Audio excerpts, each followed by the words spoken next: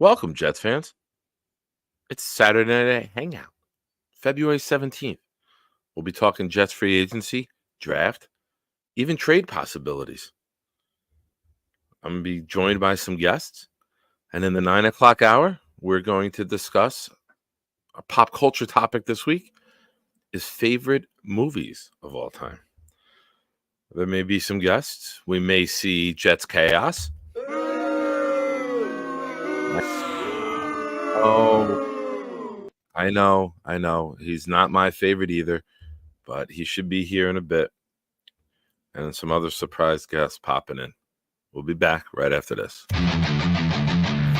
And now, welcome to Pride and Chaos. Welcome to the darkest year of our adventures.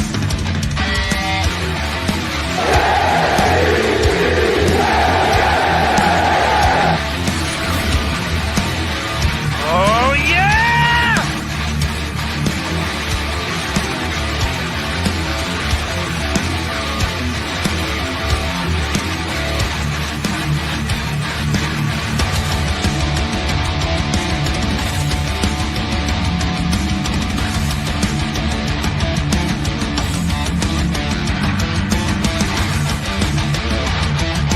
And now, give it up for Jeremy and Rick.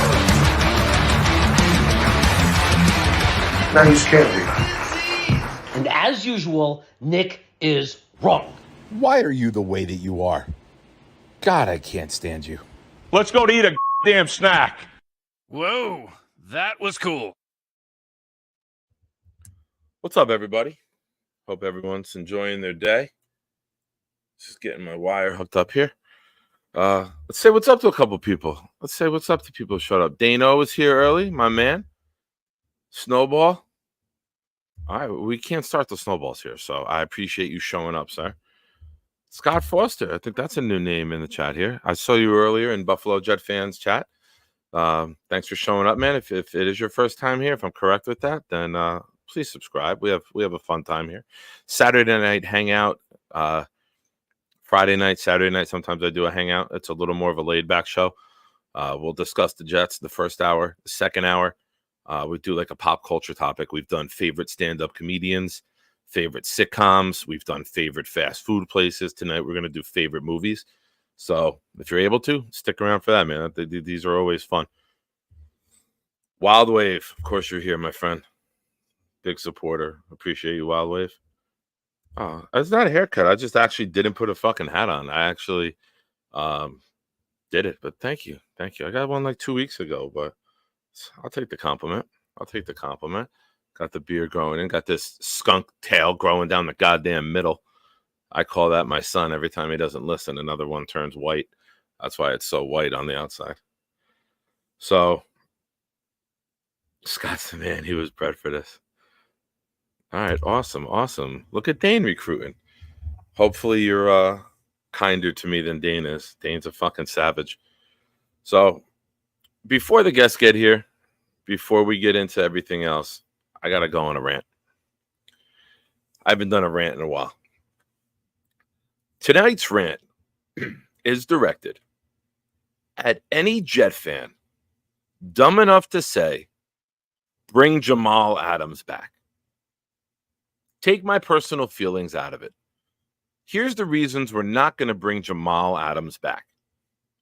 First of all, we got rid of him because he can't cover. Second, we got rid of him because he's not a good teammate. Third, we got rid of him because he didn't want to play for the head coach. He said it himself on Instagram. Why on earth would we bring that player back? It makes no sense. Stop the nostalgia. Get back with your ex-girlfriend whose relationship didn't work. Bullshit. These are the guys who are standing outside their ex-girlfriend's house with the boombox singing, "Baby, come back." She's moved on. We've moved on. It's for the benefit of everyone. A lot of fans don't like this guy. A lot of fans don't like him. As fun as it would be to see the media day with Costello and Connor and him, no. No, respectfully, shut the fuck up about it. You look like idiots. You look like you don't know what you're talking about. Guy can't cover anyone. We need safeties to cover. Whitehead, as bad as he was in coverage, was a massive upgrade over Jamal Adams. Jamal's good at stopping the run. And we got actual linebackers to do that now. Jamal's strength was being another linebacker in the box. We have linebackers who now stop the run. So there's no reason to bring in a run-stuffing safety when we have linebackers who can do it. Quincy was an all-pro in coverage, stopping the run. I never want to talk about Jamal Adams again. I never want to even think about it.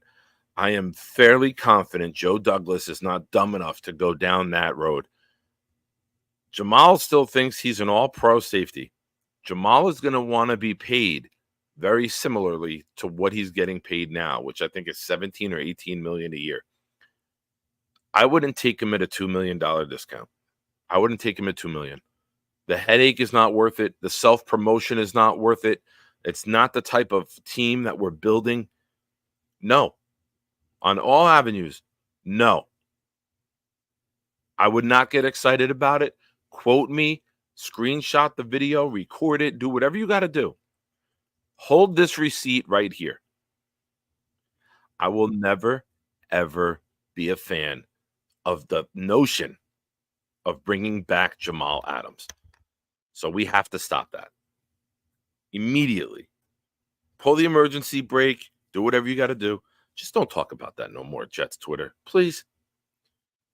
Speaking of Jets Twitter, bringing in now one of the icons of Jets Twitter, someone whose brain I would love to dissect and just drive around in for a day to see what the fuck goes on inside of there. And I mean that in the most complimentary fashion, because I am fascinated with the concepts that my next guest comes up with. Let's welcome, you know him, you love him, Buffalo Jet fan. What's up, Nick, buddy? what's going on, man? It's been too long. Have you moved since your show this afternoon? Why, I mean, have you gotten up? Like, have you done other things? Like, you were sitting there when I was watching your show. Yeah, no, it's been a pretty chill Saturday, man. How are we feeling? Interesting question. I'm waiting for I was supposed to get cleared for my knee therapy. Remember, I got the knee surgery. That's when I fell down the stairs. Right. Yeah, the ACL may have re-ruptured. I was Really? doing leg presses of physical therapy and felt something, and everything feels similar. And I'm laughing, not because I'm fucking with you saying with that. I have the smirk on my face because I can't believe this shit. Dude, that's brutal. Yeah. So I'm waiting for the appointment. Are you gonna get on the Joe Rogan supplements that Rogers is taking? Or are you gonna put some like reindeer piss injections in there, or what's I'll do it. I'll do it. I'll do it. Oh man, I'm not against it. So I was going on a little mini rant about how I'm tired of seeing Jamal Adams bring him back. crazy. It's bad. Yeah. It's officially the off season when we're doing that. Yeah. I mean, what skill, like what people who want to do this, what specific thing, like personality on that aside, what can he do in 2024 that would add a skill to our defense that we don't have? self-promote. There you go. What else? I was just saying, It's crazy. when we had him, his strength was being an additional linebacker and stopping the run. Right. But we now have linebackers who can stop the run. I don't see a need for him. He can't cover. Whitehead was an upgrade from him in pass coverage, and Whitehead was bad. We're letting Whitehead go, not to regress. We're letting Whitehead go so we can get better at the position. I don't get it. I don't get. Wouldn't you have to rather figure re-sign Ashton Davis? I think Ashton Davis has a better potential as a safety in the NFL than Jamal Adams at this point. Ashton Davis is my number one Jet to re-sign. I can't imagine Take saying away the that kickers, 3 take away years the ago. specials. You take away Zerline and Morstead. You take away those two, which I think are you have to no-brainers. But they're specials, right? We look at specials different. Offense, defense.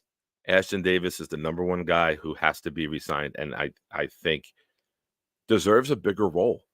Like agree. him and Sauce are tight, and Sauce always busts him about how he gets all the turnovers and barely plays. How do you not give a guy like that a bigger role? Like, to me, it's difficult sometimes in this league to find guys that fit your system, get it, and can make plays in it. You don't let those guys walk. You find a home for them. You find reps for them. And I think Davis is a guy that deserves a bigger role. He's worked his way up as a special teamer. He gets spot reps here and there. Third safety sometimes. He makes the play. The safety in wasn't the Washington game. Was that Atlanta? Yes. Him and Quinn When he blew blew up. him, The running yeah, back. and he blew up. That's a guy that makes plays, man. You don't let guys like that walk in this league. It's not a headline move. It's not a Jamal Adams like headline move, but it's an under the radar move that winning teams do. They retain their players who are successful in their system and who are good dudes. He's a great dude. So yeah, and he's a Joe getting Douglas better. guy, right? Loves football, wants to get better at it. Yeah, I think he was the prototypical better athlete than football player when he was drafted. And look, maybe he's one of those guys where if you increase his role, his efficiency goes down. But there is, and I think sometimes we overthink this game and we have to use like all these scouting terms and analytics, but there is something I believe as a nose for the ball, right? Like the ball just you and I both coached kids. There will be a kid, an 11-year-old, he's got a nose for the ball. He does, and Ashton Davis does too. He's not one of your best 11 either, but he makes No. a play when you don't expect someone to make a play. I had a kid like that. I love him. Exactly. And his like turnover participation rate per snap has been like the highest. Like if he played in the starters reps, he'd force like 40 turnovers the past 2 years, or whatever. I like He Ashton would Davis be a lot. like Night Train Lane, right? What doesn't he have? Dick Night Train Lane, doesn't he have like the most interceptions all time? Yeah, on a snap per snap basis. Yeah, it's and I even I would be interested in bringing out Chuck Clark. We have JBC. We don't know. There's a lot of different avenues we can go in the safety position. I will say though, there's one player I would probably put up there with Ashton Davis to bring back, and I really hope we bring back Quentin Jefferson on the defensive line. Agree. I have a question for you. You're a little more studious with the cap than me. Now his contract expired, and I believe it was a 1.5 million hit. Right? What these 4 contracts that just expired yesterday: Lawson, Jefferson, Whitehead, Brown. and Dwayne. Right. If we were to re-sign him, what happens with that 1.5? Is that just part of? Is that like become part of his new contract, or is that like you can't have a dead cap hit if the guy gets back on the team, right? That's a really good question. So that would kind of be more of an incentive to re-sign him if there's a little chunk of money going. You're paying him a chunk of money anyway. No, I feel like if you re-sign him, wouldn't that just kind of You can't have reward dead him money to for a guy who's on your roster, right? It's not dead money then. He's there. Is it money? Yeah. It's probably just money that has to be written into the new contract. Yeah, I would imagine. Right? You can't have a guy on roster and have 1.5 million dead cap hit for him. Yeah, it doesn't make any sense. That's a really good. If anybody could, though, it would be us. Yeah, we would figure it out. We- His deal for this year was a 1-year, $3.6 million deal. That's a really good value, man. I would sign him to that and a little bit, even a raise. I would give him 1 year, $5 million, no problem for Quentin Jefferson. Dane is saying the debt is on the prior contract, not the human. Okay, so it's done no matter what. You can't erase it because it's a prior contract. Got it. So they gave him they signed him. They gave him a $2 million signing bonus, and then they left the void year to pay him the rest of his money. Yeah. So when you re-signed him, it would be the dead money is still just dead. So that kind of sucks. Interesting. But I guess that makes sense. Otherwise, teams could kind of just re-sign their own players and have like fake dead money disappear and get funky with the cap even more. Yeah, I guess it's to keep the teams on the straight and narrow and the up and up with it. You remember that 1 year where there was no cap for 1 year, and the then Redskins signed every free agent, and they still sucked. Oh, wasn't that the year that they robbed us? That was the year they took Albert. They signed Albert Yeah. Hainsworth to a $100 Yeah. million deal, and he Mhm. stopped playing. Coles, John Hall, Randy Thomas, and Yep. Chad Morton, and Yep. didn't win a damn thing. No, they didn't do anything. I saw somebody. Yeah, the Seahawks did win one playoff game with Jamal. They won one playoff game that first year because, or wait, he smoked a cigar when they made the playoffs, right? Yeah, I don't think they did win a playoff game with him because they won the playoff game in 2022. No, they didn't even win a playoff game. They got lost in the first round to San Francisco, I thought. I'm looking now. I know they made the playoffs, and he smoked a cigar, because he tweeted that out. I remember that, and I torched him for it. All right, 22 playoff. 2019, they beat Philly. Was he there in 2019? No. No, he was a Jet. They in beat Philly, and then 2019. they lost to the Packers. All right. So then, no. They lost to the Rams, and then they lost to the Niners. So he's never won a playoff game still. Which I love torching him for, because I said he didn't win the national championship in college. He's been a loser on every level. I don't know how he hasn't blocked me yet. Obviously, he hasn't seen it. You've seen some of the tweets I've thrown out at him. Like, I basically have done everything except threaten his family. I tag him in it. And I love that he what did he say after the Connor stuff about how he's standing 10 toes down with it? I was like, oh, toe jokes. Now you've gone too far, bro. Well, ironically, Now he he crossed the 10 line. toes down with it, but then he deleted it, so he didn't. He Stand deleted 10 that. toes down with it. He deleted that. So he didn't stand 10 toes down. Maybe he had a little tragedy. But if we're talking about the New York Jets, we have to bring in one of the most studious Jets fans there are. I reluctantly call him a friend. And it's not Jeremy. We're gonna bring in the fantastic, the amazing, the studious Dom C. What's up, pal? What's going on, boys? What's up, man? Hey, nothing How you doing, much, pal? Nothing much. I'm well. Sorry, I had a free moment, so I figured I'd hop in the stream. Awesome. I'm in like editing hell. I need somebody to I need to pay somebody to edit some of these videos because I suck at it. It takes me forever. Yeah. What's going on? What's the hey Dano? What's up, man? What are we talking about? What's a good word? I started off on a rant with the Jets fans who want Jamal Adams back and how awful of an idea it is and how we got rid of him because he can't cover and how he's bad in the locker room and he's about self-promotion. And we let Whitehead's contract expire because he can't cover. Why would we go back to a guy who's worse in coverage than him? And the only strength he brought to the table, was as an additional linebacker stopping the run. But now we got linebackers who stop the run. So there would be no need for him here. And he would want to get paid well because to him, he's still in his prime. Right. Yeah, I think it's a big fat nothing burger. I mean, what are we doing here? You know, what are we doing? There's guys, there's safeties on our roster, that were on our roster last year that I'd prioritize tiers above Jamal Adams.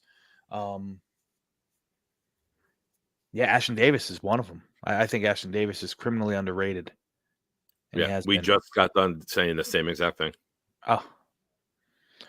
We agree. We're on board. If he gets more reps, why would you not want to? I say he's the outside of Zerline and Morstead. To me, he's the number one guy we need to re-sign. His role needs to grow. He makes plays whenever he's given opportunities, and you can't sell that short. Yeah. Not in a league where there's guys who don't. Listen, Sauce is elite. Sauce is the best corner in the league, right? And the stats show it the first 2 years. He can't get the ball. Having a guy who can get the ball matters. Yeah, Ashton Davis. I hope they work something out with him quickly, and I hope he, I hope he wants to stay here, because I think if given the opportunity to his agent shops him around, he's going to be a high commodity around the league. I'm in tune with a lot of pretty tied in Buffalo Bills content creators, and they say Ashton Davis is the number one target for them. Well, I don't think you let him hit the market. I like him that much. What he does on specials and what he does as a fill-in safety, I'm a big fan. I just think that's a guy that you look at. He's a guy that winning teams have, right, Dom? Yeah, for sure. He's not a $12-14 million a year player, but he's a guy that makes plays. Yeah, they're rating our facial hair in the chat. Our facial hair. Yeah, Dane put up best facial hair of the three, and then that's what they're talking about. Well, that's not fair. Yeah, no, come on. I mean, setting me up here. I just shaved today too, man. I just shaved. Suckers. That's Dom's 5 o'clock shadow. No. But I had the barber take it down. I mean, I wasn't as bushy as Nick, but I had the barber take it down a whole hell of a lot. And this is baby too for me, because I've been trimming the neck, but sometimes I get the big bush. Yes, I said it. Have fun with that, chat.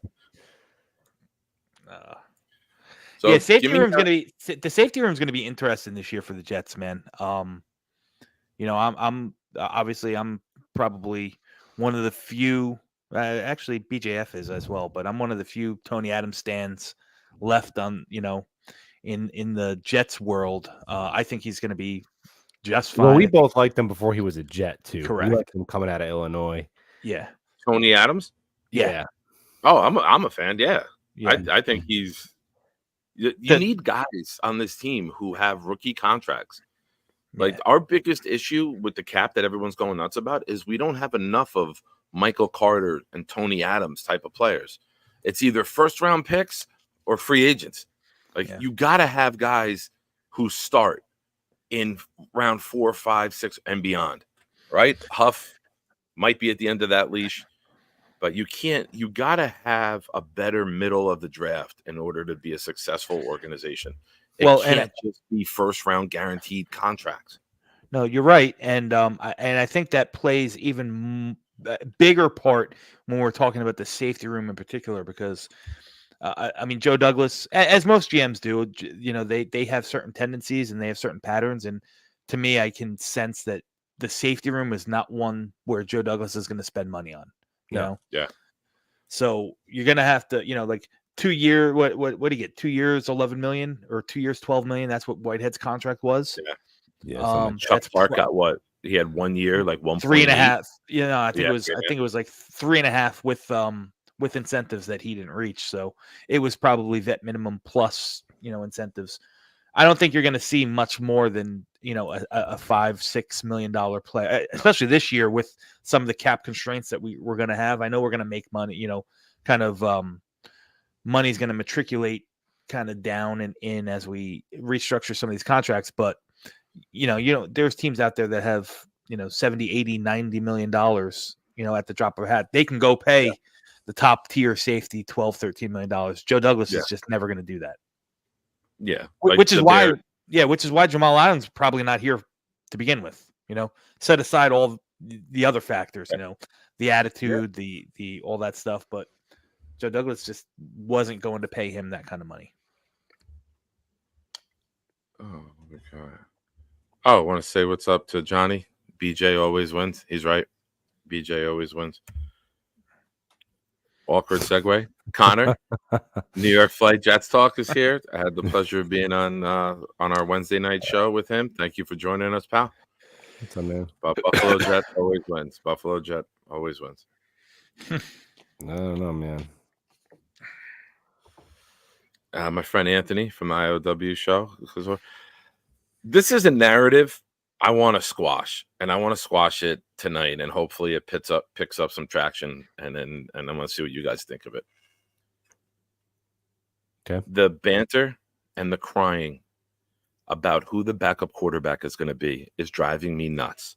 Yeah, we're both gonna. It's agree a with fun you. little story, but stop. Nobody, all the quarterback injuries in the league this year, the most amount of players to ever start at quarterback happened this year. You know how many backups made the final 8? 0. It's a nice little story for guys who come in and have a little success. But to meet your goals, you're not doing with a backup quarterback. So this whole thing of we need a first round pick on a project, and we need to pay top dollar for a Gardner Minshew or someone else, or Jimmy Garoppolo's now available. Stop. Oh man, you can add yourself. Damn it. I can't even give you a build up and bring you in. You take everything from me. Like we're all right. Next up, Jeremy. I'm glad you got to have your build up. You took it away from me. You get the dog and the kids and the divorce. You left me with nothing. But I was just going on about the backup quarterback being the loudest story in Jets Fanville this year. It does. If Rodgers goes down and misses the rest of the season, just like anyone else, their season's over. It might just be prolonging the death, but the season's over if you don't have your quarterback in a quarterback league. Yeah, but JD and Salah need to keep their job. You're not doing that with a backup quarterback, though. Well, they might. I mean, if he went down in the middle of the season, you still might scrape a playoff spot off if you have a competent, guy in the back. He goes down again, though. I don't even want to speak it into existence. But God, I can't. Right? Well, I think if we've learned anything, I'll speak for myself, not the three of you guys, but like I'm going to temper my expectations until the season's actually on its way. I'm not going to jump on, we see how quickly things can change, sometimes it's, a couple games, sometimes it's 4 plays, but my expectations are going to be kind of held at bay until we really see what Rodgers and this offense can do. I'm confident. I'm not going to say I'm not confident, but I mean, last year I think we were all just riding the excitement train probably a little too far, and there was no plan B. So I think this year, we got to temper the expectations. Let's see Rodgers stay healthy. Let's see him get through. Let's see him be what we all think he could be. But on top of that, I think they're going to have a plan B in place just in case. Correct. Everyone has a backup quarterback, but some Jets fans are treating it like it needs to be plan A. And you can't attack the offseason saying backup quarterback is the most important thing we need to fill. The one blessing that came out of this season is we saw the holes that this offense has. Forget backup. We need to fix the line. We need to get another elite weapon. There's many things that we need to do before we go spend $10, $12 million on a backup. And if you have a better line and you have better weapons, guess what? Whoever your backup is has a better chance to succeed. You're hoping that you don't get to a lineman 11, 12, 13 for the 3rd year in a row. You're hoping that Alan Lazard learns how to play football again and forgets how to play soccer. You're hoping that you find another weapon. And then you got to hope all of our skills stay healthy. The line has been getting destroyed. Our defense and our skills were healthy. So you hope that the torch doesn't get passed to another position group and we can just move forward together as a full united team. Connor, I saw maybe later. I got a bunch of guests lined up already, but maybe later on in the show, after some of these guys. I know some of them are on limited time, but maybe later on I'll share I'll share it. But Buffalo, give me your thoughts on that with the backup quarterback hysteria that we're witnessing. Well, it seems like if you just wrecked your car, in the last year, you're probably gonna have like a rental car and how good it needs to be is probably gonna be like more important to you. And if you haven't, it's probably not on your mind. So it's just kind of recency bias a little bit. Yeah. But yeah, I mean, if we did have if we did have one of those top tier backup quarterbacks, Brissett, Minshew, we do win more games than Zach, Boyle, or Simeon. But the problem with those guys is I don't even really to me Jacoby Brissett isn't a backup. Like there's never been 32 quarterbacks better than him in the NFL. He's really him and Minshew are kind of low end starters who probably want to sign with teams that there's at least like a Fugazi competition in camp. Maybe it's a rookie who's going to win the job. Well, Minshew, they signed him before the draft. So up until the draft, he was QB1 on their roster. And Brissett, it was his second year Sam Howell, who was a day 3 pick. So if you're them, you're probably going to go somewhere where there's at least a chance that you could win the starting job. Yeah, it's not it shouldn't be the priority of the offseason, but I do think you can't just say, oh, we're going to have like a Trevor Siemian level player. I do think they need to have like a top 25 percentile backup. But it's, if backup quarterback, if you have to play a backup quarterback, you're not winning the Super Bowl. I think the one thing I'll push back on is Jet fans will say, well, look at the Cleveland Browns. They lost their they played all these quarterbacks and they still made the playoffs. Yeah, the Cleveland Browns are better coached than us. I would fire all of our coaches for Kevin Stefanski right now. But they went 5-1 with their starter in Deshaun Watson. And without him, they went 6-8. So if Deshaun Watson got injured the first week of the season like Rodgers, there's no way they're in the playoffs. And once they did squeak into the playoffs, what did they get to do? They got to get blasted by 30 points in the wild card round. Like,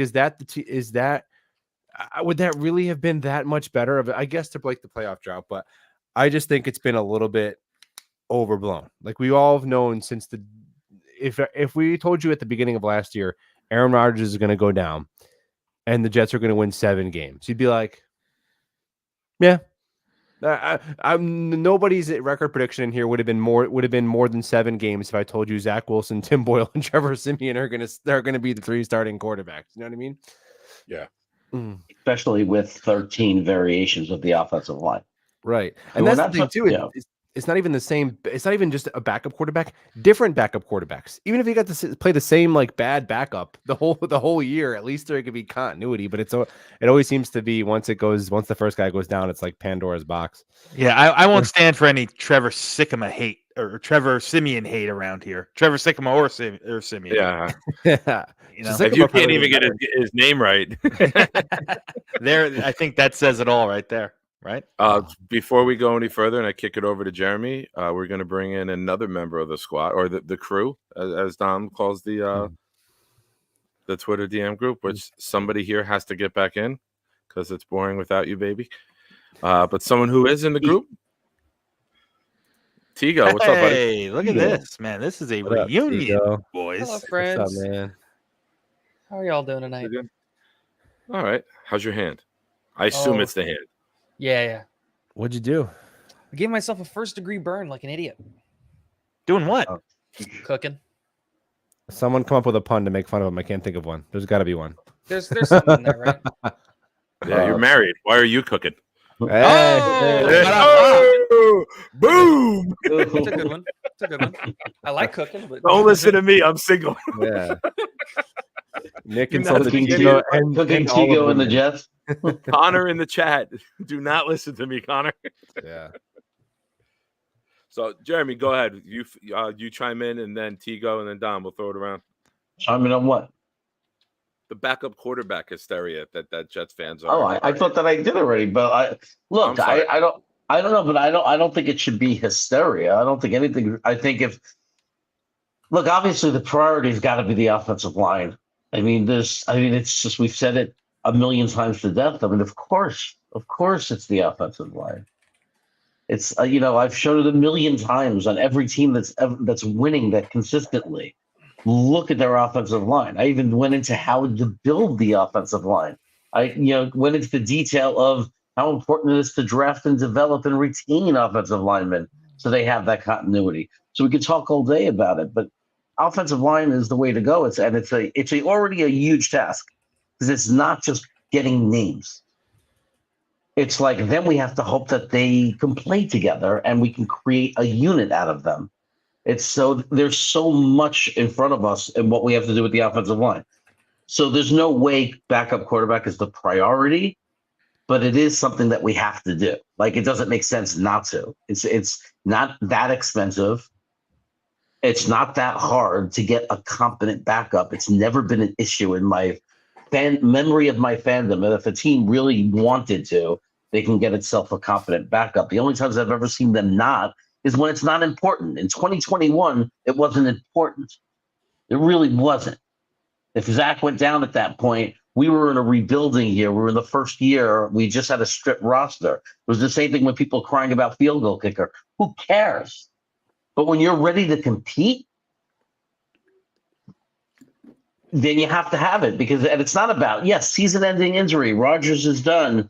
The Jets are done. We know that. But sometimes you lose a quarterback for 3 or 4 games throughout a season. And in a season where you're hoping to compete, you don't want to lose ground on the division. You want to have a guy who gives your team a chance to win. So is it important? Yes. Is it more important than the offensive line? No way, because we're not going to compete without an offensive line anymore. Yeah, I'll push back on one point, Jeremy. You said that it's definitely feasible, but I think we're all going to be surprised how expensive it actually is to get a good, viable backup quarterback in here. I mean, listen, I mean, the name that's been floated around the most and probably the one that everyone is most familiar with and maybe likes the best is Jacoby Brissett, but I don't think you're getting him for less than $10 million a year. Yeah, I don't think so either. I think he's getting 11. Mainly, I think also that's partly probably because he probably wants to play and have it go to a place where he might actually start. But Atlanta, he's a good New England. blanket. Like Yeah, he's Atlanta, exactly New what I was going England. to say, Tigo. He's a good security blanket for somebody drafting a rookie who might not be able to go, or a guy that you want mentoring who's comfortable being the backup / mentor. There's guys that don't want to play that role, right? Like that's been his niche in the NFL. Spot starter, hold the baton until you're ready to pass it off. Tyrod Taylor, same thing, right? But when given some opportunities to play, they've been okay, but you're never going to get to the mountaintop with them. We know that, right? I don't think that's something anyone will disagree with. Remember how smart Tampa was last year? They got Mayfield for $4 million. I don't know how they did that. Mayfield wasn't. Nobody wanted Mayfield. Yeah. You have to remember that but that would be a competent backup. Yeah, but he wasn't coming in to be a backup in Tampa Bay. They signed him for $4 million because they knew that they were in cap hell, and they said, you know what? We'll give this kid a shot because we know Kyle Trask isn't it, right? And he's about to get paid this year. He's probably going to be $15 to $20 million. No, but absolutely. I'm just making an example of if everything was fast forwarded a year. If we were if Mayfield was at that exact point of his career this year, like last year in offseason, I was screaming when he was signed for $4 million. Why didn't we sign him? Yeah. Maybe there's a version of Baker Mayfield this offseason. Maybe there's somebody that people also, overlooking. If you're Baker, why would you come to the Jets? He's not saying that. I get what he's saying wholeheartedly. And Buffalo kind of hit it on the head that Baker Mayfield going into last season had to kind of take that low number, prove it deal to kind of build his rep, if you will, back up, right? Yeah. And now look what he did. I mean, now he's going to be capitalized $20 million a year, probably, which is still relatively cheap for quarterback. Yeah. Now think about who fits that bill. That's coming into this that's coming into the season. Who was maybe was a good player, kind of faltered, so on and so forth. Listen, could it be Ryan Tannehill? Now, look, 36. here's the thing. No, I'm just saying. I'm not saying he's going to be good. I'm saying I feel like people probably think about Ryan Tannehill the same way they felt about Baker Mayfield last offseason, and he had a bounce back year. Now, Ryan Tannehill is probably pretty washed, but he has been good. Is Ryan recently. Tannehill not the guy who goes to does he not end up in Vegas or Atlanta or like one of those teams that like isn't going to be Denver, who isn't in striking distance, who needs a starter. I think I think there's two names that like people should watch out for in this offseason because I think one of these guys is going to end up on the Jets for around $4 million. And neither one is a good name, is Mitchell Trubisky and Marcus Mariota. And it's just like, they're not good answers, but like those are guys that have accepted that they're backups. And so those are the types of guys that are going to come to the New York Jets, because I think you're going to have a really hard time convincing Tannehill, Brissett, hell, even Sam Darnold or whatever to come here for $4 to $5 million, which is kind of crazy, but that's just, I think, the reality of the situation. Yeah. You want this year's Baker? I'll give you this year's Baker. It's Jimmy G. Yeah. If he gets into the right system and then can stay healthy, it's not a guy you're going to invest into long term, but we all know that Jimmy G can go out there and put 6, 7, 8 games in a row together of high quality football. And then he might have a couple head scratchers. I don't think you're going to see him go and do what Baker did and lead the team to the playoffs with a playoff win.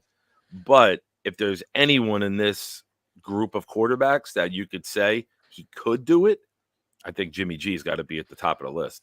Yeah, no, and if the Jets signed him, we would have the greatest looking quarterback room in the history of the NFL. That's a great call, Nick, on that type of player. Jimmy G probably is that guy. Tannehill also, I think Tannehill might, be a little bit more washed. Yeah. What about this? What and obviously both guys are under contract, so you don't know what's going to happen. What about, and I'm just using those as examples. What about the likes of guys like Kenny Pickett, who's not going, probably not going to be the starter, lose, or Sam Howell? Now, both of those guys are under contract. They'll probably cost some sort of value in regard to trade capital or draft capital in a trade. But listen, I mean, with 2 years of control and obviously Washington going a different way, would you be willing to part with one of your 4th rounders for Sam Howell? Yeah. Yes. Sam Howell any day of the week. Kenny Pickett, not a chance in hell. Sam Howell, Pickett, easily. Sam Howell kills 2 birds with 1 stone, because I'm not saying he will develop into a very good starting quarterback, but there's still hope that he can. Yeah. He's got 2 more years. He's got 2 more years under a really, really cheap deal, because he was a 5th round pick, so he's got a 4-year deal. Oh, he fell that far? He was a 5? Here's the thing. I would do the value trade be that a we 4? did with Rodgers. I would offer a pick, and then if he plays a certain amount of plays, it moves up the following year. You know what I mean? You know how we did with Rodgers, where it's a 2025 draft pick, and say it's a 5 to start. If he plays 35% of the plays, it moves up to a 4. If he plays 65% of the plays, it moves up. So it's a conditional based on his playing time. If Rodgers plays the whole season, as we all hope, it stays as a 5. And you got a kid sitting there and learning. I think that's a great guy to go get, and you make it a conditional. Well, listen, I don't know if he's available. I'm just thinking of guys who, are still relatively young, who can still develop into something. Not to say that, I have any confidence in our offensive staff developing anyone. I was just shooting names out there, through, kind of through a wide lens. I don't know what Washington's real feelings on, you got to assume that they're going to take a quarterback. You got to assume, and I think, as a matter of fact, I know that Howell and Drake May, if he ends up being the pick, are both very, very close friends. Drake May was the backup to Howell at UNC. Yeah. Wouldn't you maybe want like a more seasoned veteran backup to your new draft pick, and then cash in Sam Howell for a pick if you're that new regime, though? I was about to say, like, wouldn't Dan Quinn just give Jacoby just $14 million to just say, hey, like, we might take a quarterback at 2, we might sell number 2, we might take Marvin Harrison, like, who knows? But like, just stay on the team. We'll move on from Sam Howell and get that 5th round pick. He's not my draft pick, because like Dan Quinn's a defensive guy, and we know that these defensive like head coaches, when they come into the league, are all about just don't lose me the game on offense. And if there is a quarterback that screams don't lose me the game on offense, It's Jacoby Brissett. You know, he's not going to lose you the game. He's just going to manage it the way that he should. And you take a guy like Drake May to sit there behind Jacoby Brissett and try to, I think that makes a ton of sense. I'd be all in on Sam Howell. I loved Sam Howell. I had him as QB1 in that draft over Me Pickett. too. I think Washington's making a huge mistake. Yeah. Well, I don't think it's crazy. Nah, I to don't. keep I Sam Howell don't. as your third because he's a 5th rounder. So if you do bring in a vet, you don't have to move Sam Howell because it's not like he's making a ton of money, right? He was a 5th rounder, so he's making less than 600,000. Or it's his 3rd year. He'll probably make around 600,000, I think, this year. So that's not a bad guy to keep as your 3rd, right? He's shown he can start. Yeah, I mean, he was as hot and cold as one comes, and yeah, listen, he's got some growing, some development to do, but I get it. I get why Washington's moving, turning the page. You don't pick number 2 overall, especially in this class where this top tier, no matter how you have them ranked, this top tier has a chance to be really, really good. So if you're picking at 2 and it's Drake May or if Jaden Daniels is your cup of tea, whichever one it is, like they're both already probably better than what you hoped Sam Howell can become.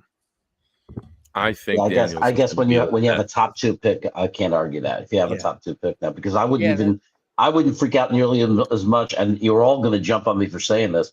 I'm saying I wouldn't freak out as much as 95 and 98% of the fan base if the Jets, because Daniels fell and it was there, took him. I know that's nuts, and I know the fan base would be outraged. I would not be outraged. I would understand what they were doing. He's not. I'm not saying it's going to happen. Yeah. I don't think that's. That would be. I don't think it's realistic at all. But I'm just saying. No, I get you. But that to me would be, and you, Jeremy, I'm very, very high on Jaden Daniels. I think he's a phenomenal player. But it would be the most head-scratching decision ever made from this front office, and that would completely solidify the fact that tells me that they kind of don't understand what's going on, what's at stake in their jobs, with their needs and so on and so forth. I know it's BPA. Everyone, loves to talk about BPA.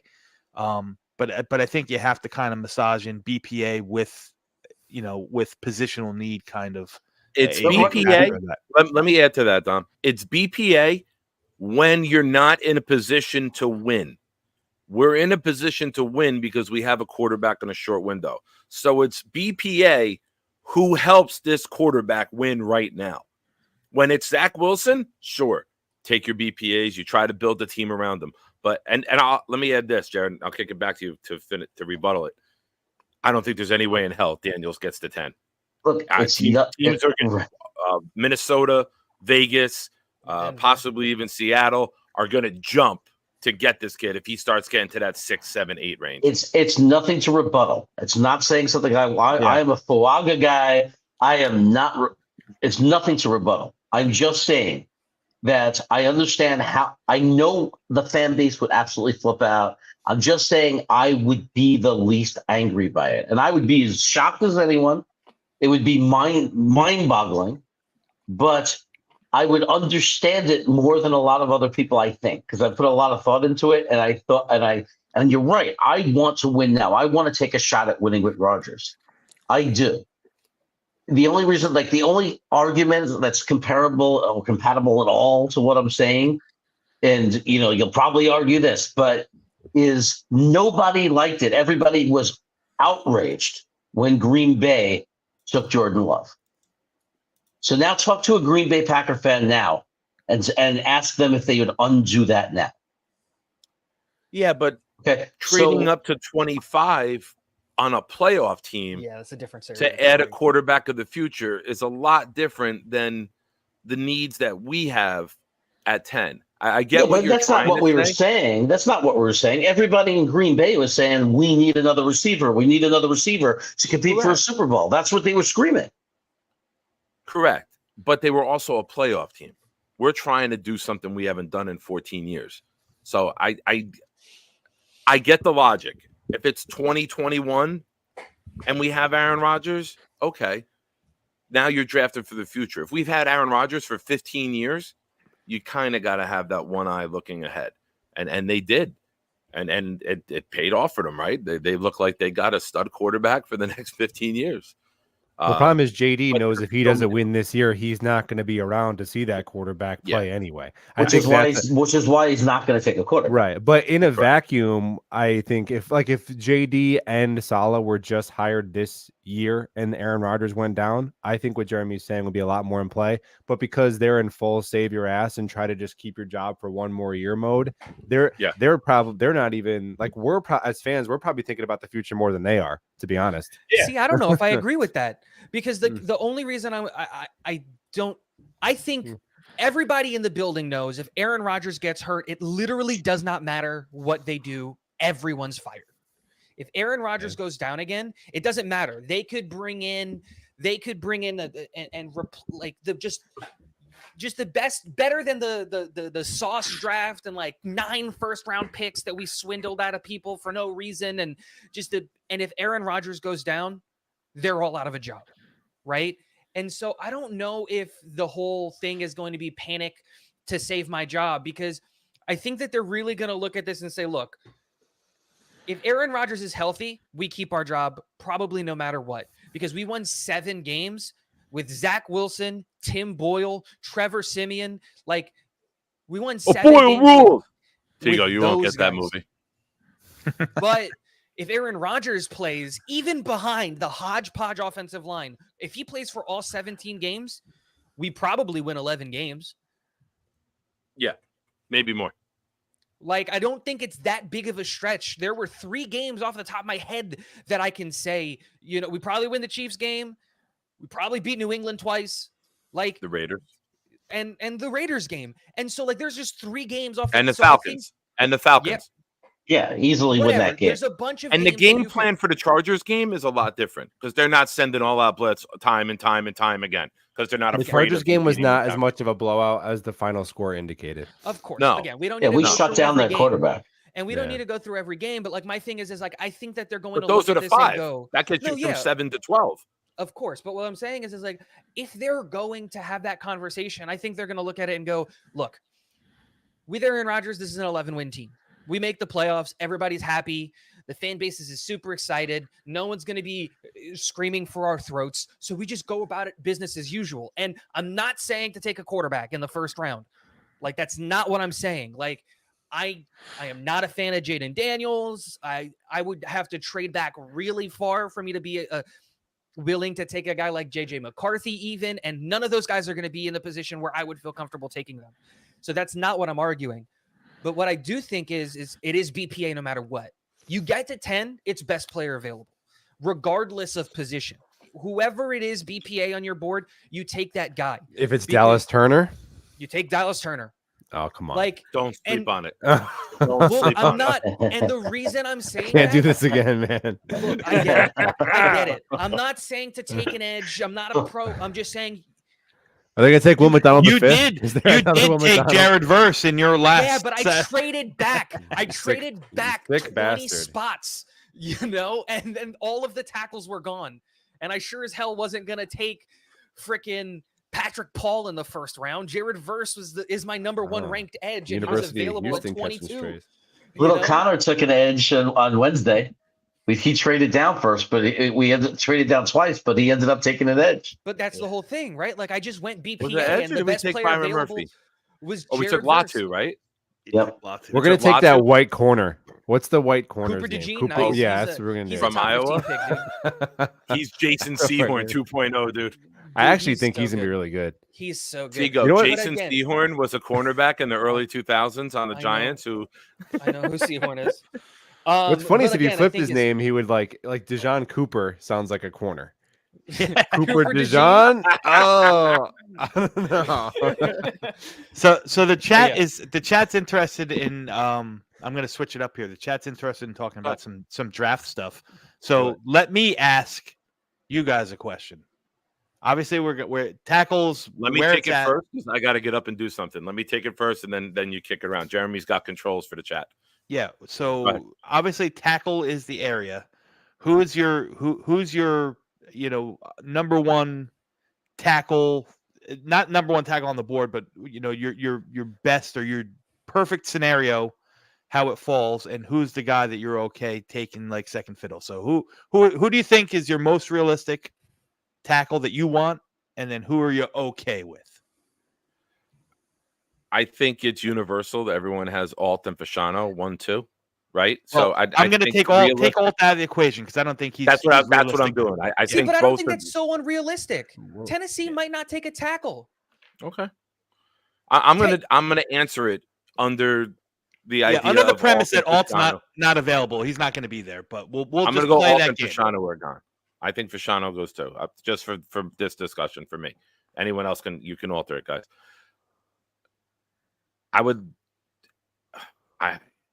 trade down. If you're telling me Neighbors and Odunze and Bowers are gone also, I'm just gonna talking trade tackle. down. I'm talking I tackle. know, but if I got to take tackle and those guys are gone, Neighbors, Odunze, and Bowers, I'm going to trade back a little bit because I'm okay getting Fuagua. I'm okay getting this kid from Washington. Fontenot? Fontenot? Yeah. Fontenot. And I'm okay with Guyton. I'm okay with those three. So I can move back a little bit and then get a second. If we can recoup a second, and then my dream scenario is get one of those guys, right? Yeah. And then take your second and one of your fours and move back up as far as you can and go get either another lineman if the center from Oregon falls, or get your best available wide receiver. Go get two high impact players and manipulate and work the draft by moving down and then taking an asset and moving back up and getting us in a position that we're not in right now with just having the one and no two. If you can come out of this draft with 2 picks in the first 2 rounds, I think it's a major success, and only giving up a 4 to do it. So I'm okay with any of those guys at tackle. I will say this. I would rather one of those weapons fall to us, but that's a different discussion. But gun to my head with this answer, I would move back a little bit, and even Mims. Let me add Mims too for his athleticism. I forgot. I only gave it 2. I said you're all right. So you're the whole first round. Yeah, you're. I like right, tackles 3 through 6. I think 3 3 through 6 are really tight. All right, let's hone this back in because Nick took it to a different level. Didn't even answer the question. No, he did. I'm just busting his chops. Of course. Tigo, to you. I have a full bladder. I don't think the right way. Alton Fasciano are off the board. I take Fuaga every day of the week. And then if Fuaga's not there, who's the who you're okay with? Amarius Mims. Well, nice and simple. Jeremy. Yeah. So my dream scenario, I just want to make one point. I heard that. I just want to make one point and say this. I would definitely rather have, if you gave me a choice, if 2 scenarios, like you told me the next day after Thursday night, the Jets traded down to 14 or 15 and got Fuaga, holy shit, and a 2nd round pick. Then the Jets took Joe Alt. So what I'm saying is I prefer Fuaga and a day 2, a 2nd round pick over Alt. Okay, but Alt's off the board. Now we're going back to your reality. Alt and Fasciano are off the board. Mm-hmm. I am okay with taking him without a trade down, just taking Fuaga. Like, I'm okay with that. I'll be perfectly happy if the Jets go to the podium at 10. There was no trade partners, and they take Talise Fuaga. I'm fine with that. I'm absolutely fine with that. And obviously, if the other 2 are gone, there's a lot of risk in trading down anyway. Whereas if one of them was still there, I'd say the way this draft is falling, if Joe Alt is still there, then we obviously, if we got the right offer, could go down to 15 and still get Fuaga. So that's where I stand. I mean, Fuaga is I've shifted, back and forth with different guys. Well, Fuaga is now my clear number 3 that I want to see on this team. And I want him playing left tackle, and I believe he can. That's fair. Kevin? So if Alt is gone, I actually think maybe this is a hot take. I'm more confident that Talise Fuaga is going to be a good football player than I am Olu Fashanu, and that's much more pro Fuaga than anti Fashanu. But Fashanu can play left tackle. So that's kind of the competing.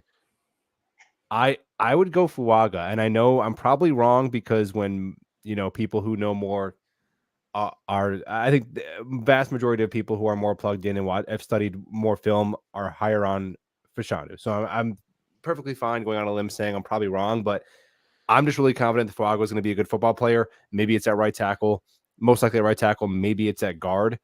So I would slightly lean Fuaga, not knowing what we've done in free agency, but him or Fashanu would be good.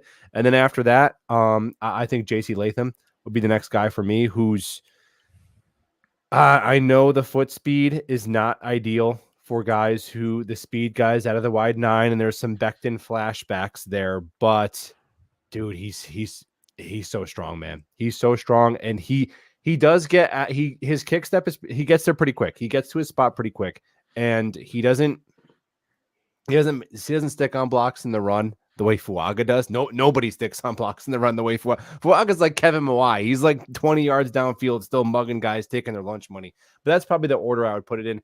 I would put Fashanu and Fuaga on the same tier, and then I would put JC Latham right behind it. And then after that, it's guys I haven't watched yet. So I would just be going off like whatever people's mock drafts. But I will say that both Mims and Guyton, I do know their traits are intriguing. And I do know that Joe Douglas is going to like those guys a lot more than Jet fans will. Like Joe Douglas is going to look at Amarius Mims's RAS score and get a full erection. All right. He's just going to. I'll say this, Kevin. I think it's going to be like the scene from Anchorman. Here you go. That's another movie you probably never seen. Shut up. I've seen movies. I don't watch TV shows because that's stupid and wasteful. I've watched more movies than you when have. He puts his calf up on the table, he's like, go ahead, feel that. It feels like a foot of go its direction. I'll say this, Kevin. I think you are closer to the reality than I think you think, even in terms of what the Jets are probably evaluating, because when you look at this offensive tackle class, I agree with you. I made a video about it today talking about the offensive tackle class, where I think the Jets big board probably goes alt Fuaga Fashanu, even though everybody else's big board is going to go alt Fashanu Fuaga, based purely on the fact that I think it's pretty. The fact that you traded up for ABC, they're going to like Fuaga. If you like ABC, you're going to like Fuaga. I think that a relative consensus has been had that Fuaga's floor is really high, while his ceiling might not be crazy high. Where I disagree. I think his floor is high and his ceiling is high.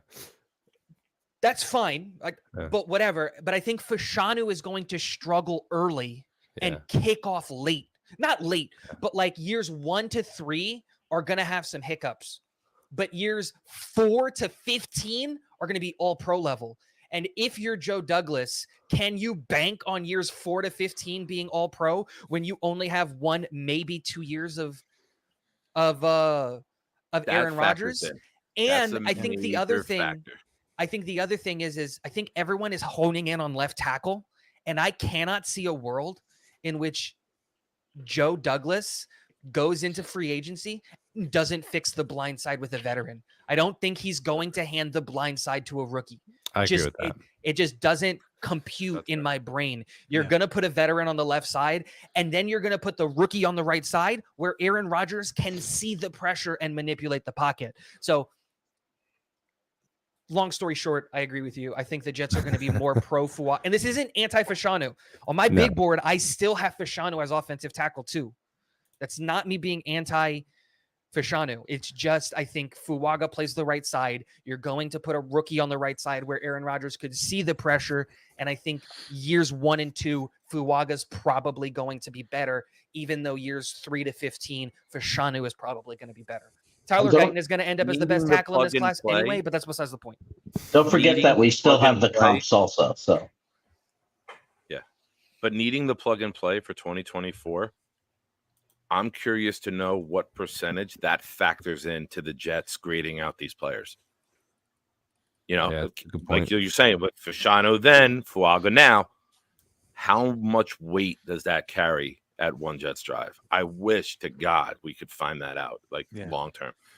Dom, if there's a question, go ahead. Wait, before you get into the question, you just struck a nerve, not a nerve, but something struck my Curiosity. thinking a little bit. I tend to do that to people, Dom. If there What I if do there now. was if there was any one piece of information that I could extract from the Jets front office and the Jets brass, is I would love to be a fly on the wall to see their draft board and their thought process behind it, because I think what Kevin and Tigo both said makes tons of sense, and I was leaning the same way. Is that I've been I've just been going back and doing some research for the show that Ryan and I do on Mondays and so on and so forth, and just jotting down notes and trends and stuff like that of Joe Douglas in his draft class. And obviously, we all know the RAS score, the athletic ability, is something that he is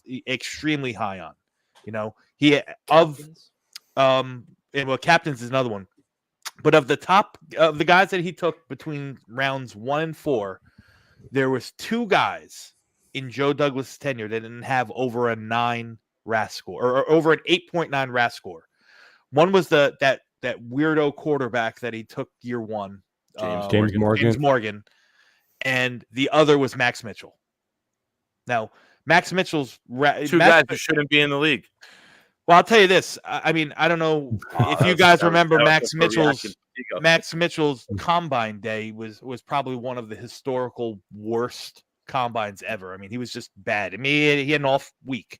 I think that didn't really play out to what his true athletic ability is. But those are the guys he tends to like. So, if you're talking about the guys that are going to be through the roof on the RAS, you're talking about Tyler Guyton first and foremost. You're talking about Omarius Mims. You're talking about Jordan Morgan. You're talking about Kingsley Suamatea. Not to say that those are going to be targets at 10. Fashanu would probably be one of the least athletic. I just like in terms of just physical freaks. Fashanu would probably be down the lowest. Yeah, listen, I would not be surprised. Sorry, just to interrupt really quickly. I would not be surprised if magically somehow the big board leaks, Amarius Mims is going to be so much higher on the Jets board than I think anybody else anticipates. Just keep him away from the salmon, man. Just keep that kid away. If they weren't in. If they weren't on the hot, if Joe Douglas wasn't on like a piping hot seat going into this year, I would tell you wholeheartedly right now, I think Tyler Guyton would be the pick.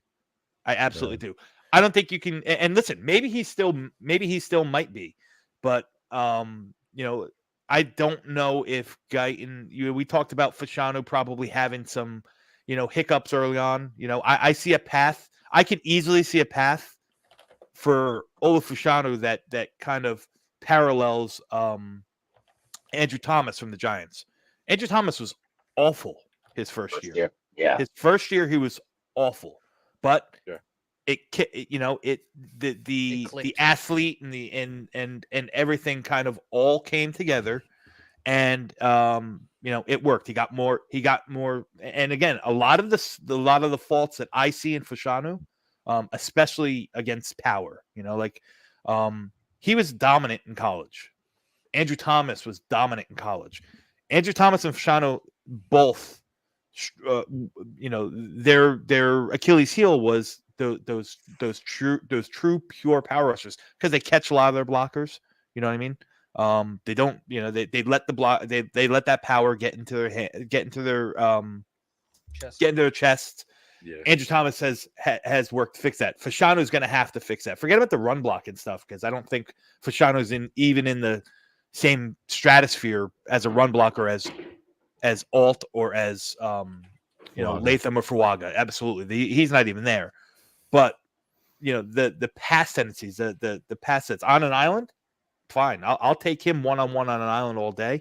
But you get a guy that's going to convert speed to power, or just come at you, a Cam Jordan big. He's not going to come. He's not going to work to bend and dip around you.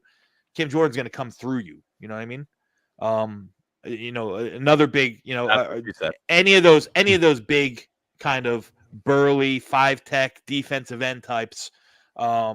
They come at you and they're going to go through you. Fashanu's probably going to struggle at first, just like Andrew Thomas did, and everyone's going to be calling him a bust. and then he'll work it out. So I agree with Tigo said. I think Guyton is not ready to play. I think Guyton has a lot. He's very, very raw. Same thing with Mims. Mims technically is sound, man. He really is, from the his movement skills to his footwork to his balance to his hands. He's got elite handwork already. And the kid's 21 years old, started 8 games in college.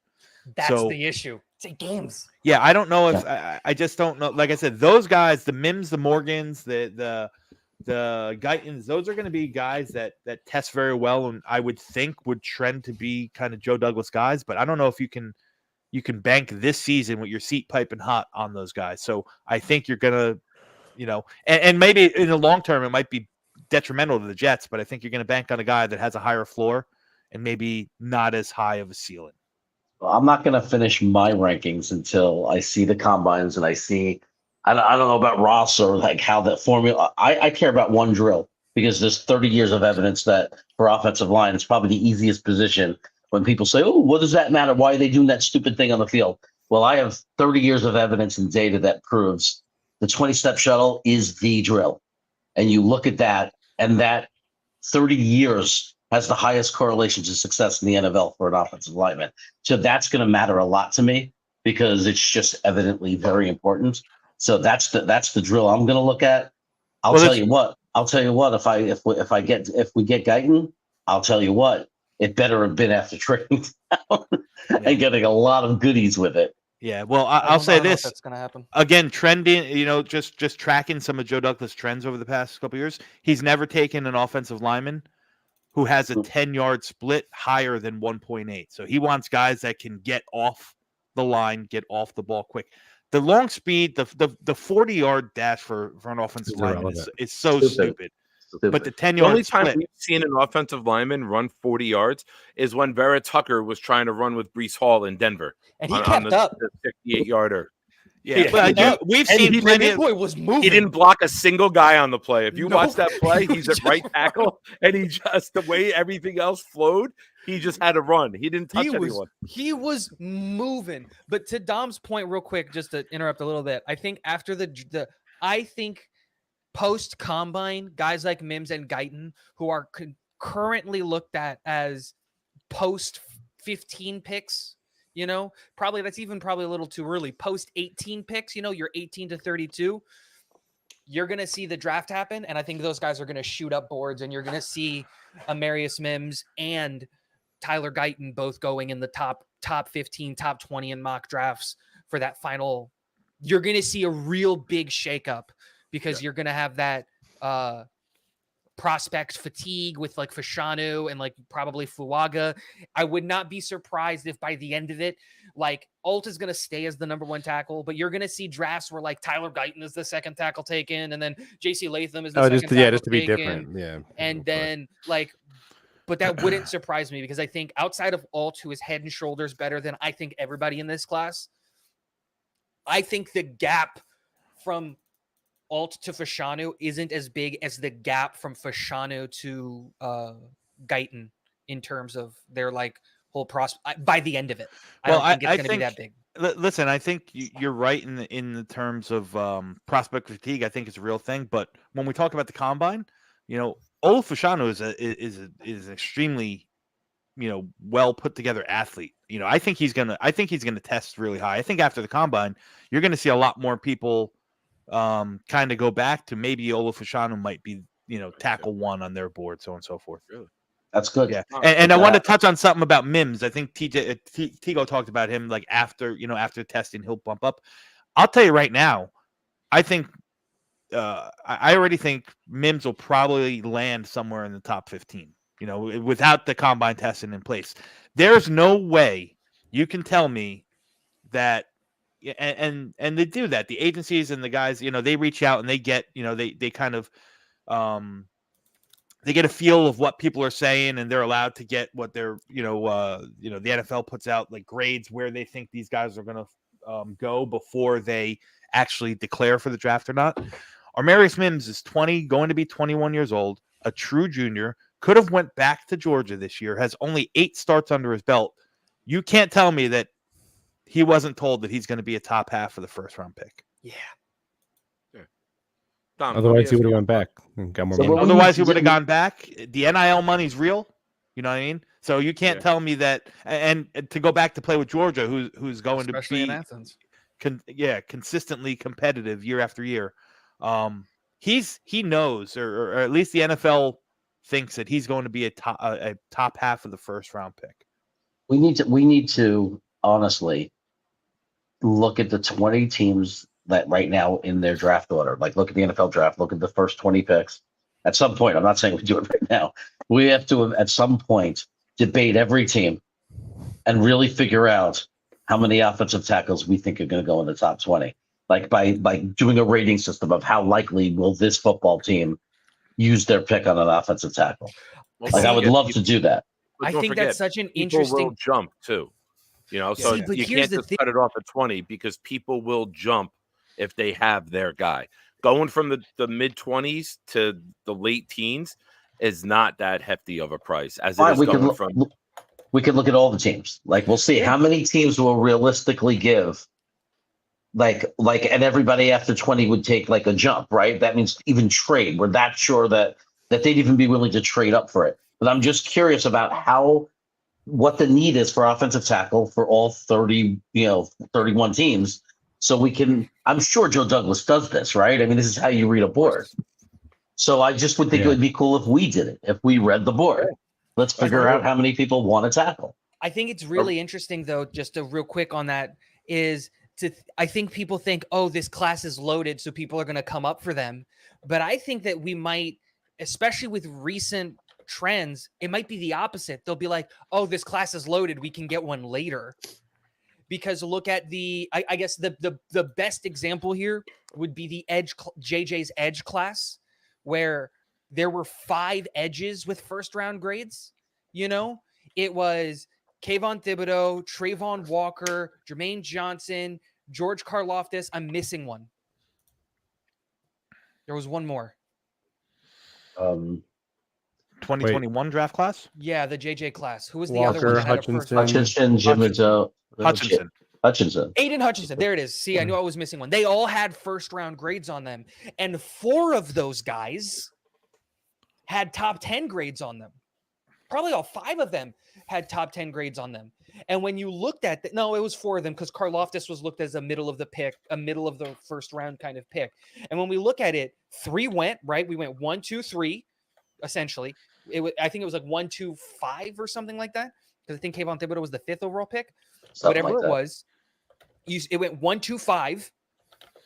And then we didn't see an edge until 26 with JJ because everybody was like, oh, we'll just get in. Because that second tier of edges behind JJ and behind Karlaftis, who were studs, was also really good. Ebikide, the kid out of Houston that I can't remember his name. Like there was a lot of guys in that class that people Boye Mafe. Boye Mafe. There were a lot of guys in that class where you're like, you know what? They might not be the studs that these top 5 guys are, but they're really, really good, and we can make playmakers out of them. And when you look at this class, Dom's going to immediately disagree with us, but I have 5 offensive tackles that I can see taken in the first round. Right? Hogwash. It's the 5 that I've listed. Wait. Which is Tigo, give me a minute. We got 5 guys on the panel.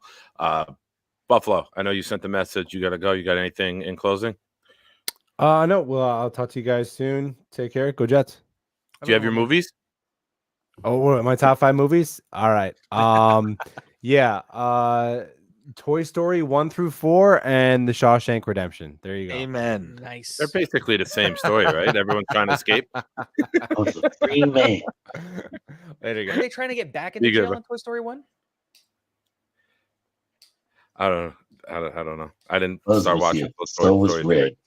But yeah, All right, I but think the he whole wanted point to was get that- out, and I know you can definitely talk. For Yeah, a long no, time. I was just trying to say like I think we might. I know what the I know what we offensive got to do. tackle Tigo, when your time's up, fall. You just tell me to shut up, and I'll shut up. You don't got to do all that. Just be like, hey, shut up. you don't listen. I did. You asked me to shut up. I shut up. So who's your 5, Tigo? Go ahead. Finish No, what I you think were it's just- saying. But what I was saying is I have 5 offensive tackles. Some people might have 6. I don't, but that's fine. It's Alt Fashanu, Fuaga, Mims, Guyton. Those are the guys I have first round grades on. But I O don't line think, or just tackle? just tackle. Okay. Because there are other guys, obviously, that are going to go in the first round with the O line. You can have conversations about Troy Fotnu out of Washington, Graham Barton, JPJ. All of that's fine. But like when you look at the offensive tackles, I think the big thing that I was kind of alluding to is, okay, I don't have a first round grade on Latham. Fine, we can agree to disagree, whatever. But Latham is a guy that a lot of people are going to be really high on, right? Jordan Morgan is a guy that people are going to be really high on. Kingsley Suamatia is going to be a guy that people are going to be really high on. Patrick Paul, I think, is a guy that's going to kind of jump up boards once people kind of forget a little bit on stuff like that. And so, like, maybe not Patrick Paul, but all of those other guys are going to end up probably being top 50 picks. That's 1, 2, 3, 4, 5, 6, 7, 8, 9, 10 offensive tackles. 2 of them are going to transition to guard in Fatano and Graham, probably, even though I believe Graham can be an offensive tackle. But those are 10 of the top 50 picks that could be offensive tackle. So I think the point is, when so much of the percentage, right, 1/5 of all of the players taken as offensive tackle, the teams might be more willing to say, I'll wait to the second round and I might go get a position that's not as deep. Because I think personally, like the cornerback class runs really dry after like cornerback 6, you know, or the safety class runs really dry after Cam Kitchens and Taylor Nubbins. But like, let's stay this position for now. But like, don't that's wander. the whole thing. Don't sleep on Max Milton. Don't sleep on Max Milton. Yes. Can't go wrong with the Rutgers. He's a corner, He isn't loves, and it's a Ward great Roll, man. family too. It's a great family. The guy who gonna be a was slot corner, though? our football commissioner for the Woodbridge Broncos is Ron Allen. Ron Allen was college roommates at Rutgers with the Melton's father, and I met him 2 years ago at one of the games. Great family. Max Melton hugged me. He did. He was probably the most friendly, the friendliest guy that you'll ever meet in your life. Like, yeah, that family he was genuinely happy to not, like, talk to Jeremy and I when we were interviewing him at the Senior Bowl, but he was just genuinely happy to meet somebody, like talk to somebody new or something. Like the guy was full of hugs and everything. It was borderline. Oh, yeah. I mean, some people might feel like awkward about that shit, but we had a great time with him. He embraced the process. Genuine soul, like a you could tell he's a good dude. Good. So I don't know if he's I don't know how he's going to transition the NFL. If I'm being honest, full disclosure, but I'm going to root like hell for him, man. Yeah, I'm going to root like hell for him. Really it's easy to root for good people, right? Yeah. I got a question I want to throw around. Go ahead. So whenever you go from head coaches, the perfect example is what we did. You go from Rex, you go from the boisterous, outspoken, rah-rah, kick your ass type of coach. They always say that you go to the polar opposite after that, right? We went to Todd Bowles. Quiet, reserved. Now, how much of that mentality do you think factors in going from Becton, big, not quick, having trouble with the wide 9? How much do you think they swing to a more athletic tackle? Like, to me, I think Latham is off their board after seeing the big guy Becton. You know what I mean? You know how you go from polar opposites to coaches? Do you think they're going polar opposites to tackle? Dom, I'll start with you. Then we'll go Tigo and Jeremy. Do you think that factors in? Like, okay, we had a big guy. We had the massive guy. We had our issues with speed rushers. We got to kind of go a different direction with the chemical makeup of the tackle. Well, I think what you're saying is kind of pointed and not necessarily correct, because you're assuming you're not assuming, but you're making the statement that J.C. Latham has trouble with speed, which he doesn't. Okay. He absolutely doesn't. He really in every single I watched every single rep. I know Tigo's going to look at me side-eyed. I watched every single rep of every single play in 2023. All right. There was 2 times that he got beat by speed on the outside. Now, part of that, and why I'm confident in saying that, is because part of that is the scheme, the offense that Alabama runs. They're RPO based. They didn't drop into long 7-step drop vertical pass sets, so they weren't really asked to. Now, he hasn't faced wide 9. He didn't face that alignment in college, and I've talked about that. I said, that it's definitely something that he's going to have to prove, or it's going to be a transition that he hasn't held, hasn't really handled. But I think it's, and I'm not saying this to you, I'm just using the terminology. I just think it's a lazy take to say that because he's big, he doesn't handle speed well. He is a very, very nuanced pass protector, and it's driven by the absolute strength that he has from the ground up, from the ground to his hands, is absolutely elite level stuff, elite level skill set the guy has. Now, is he as agile and is he a mover in space like some of these other tackles? Absolutely not. He's not, and guess what? He hit the burst of bubble. Neither's Fuaga, So could that situation be different? Like, could they, I think Becton was kind of an outlier in the sense that he, I don't think he moved very well, to be honest with you, coming out of college or even as a rookie. Like, he did have those traits of that, the Fuaga and so on and so forth, where they seem to be, void or not void of, but kind of their strong suits aren't what they can do movement lateral wise. And that seems to be the anomaly, because every other tackle or every other lineman that he's taken, to the contrary, has been very athletic, very so on and so forth. The Max Mitchells of the world, the AVTs of the world, even Cameron Clark, was a real, had really good lateral movement. Joe Tippmann, that's what he's known. Joe Tippmann, that's exactly what he's known for. You know what I mean? That's what makes Joe Tippmann as good as he is how good he moves in space, how he can, how he can adjust laterally. Now, granted, interior air tackles are a little bit different, but I don't know if it's going to be. I don't know if that's going to be a factor. The factors and the trends that Joe Douglas likes in his tackles are long arms. 34 or 34 plus inch arms. He has a tendency to go for guys that are bigger. Not necessarily bigger body, like 360 pounds, like Becton was. But even Max Mitchell, he might have been a little bit light in the ass, but he was a big dude. He was a guy that was 300 pounds coming into it. And they probably saw him and said, hey, his frame can handle another 320 pounds. So, he definitely likes size on the outside, like a guy like Skronsky, even though, you guys know my infatuation with Peter Skronsky. I thought he was awesome. Realistically, he didn't check off any of the boxes that Joe Douglas trends in his offensive lineman. He had short arms, right? He had T-Rex. Yeah, he had short arms. He was 32 and a half. Yeah, he had 32-inch arms. He had 32 even. 32 even. And so does AVT. Yeah. Doesn't the guy is it Minnesota also has 32-inch arms? They put him in a tackle immediately? Or is it Los Angeles? Is it Slater? Slater. Was it Slater? Yeah. Yeah. They put him in a tackle. JG always intended AVT to be a guard, so that's why he didn't care. Yeah. I think I think you got to the right answer wrong. Through the wrong.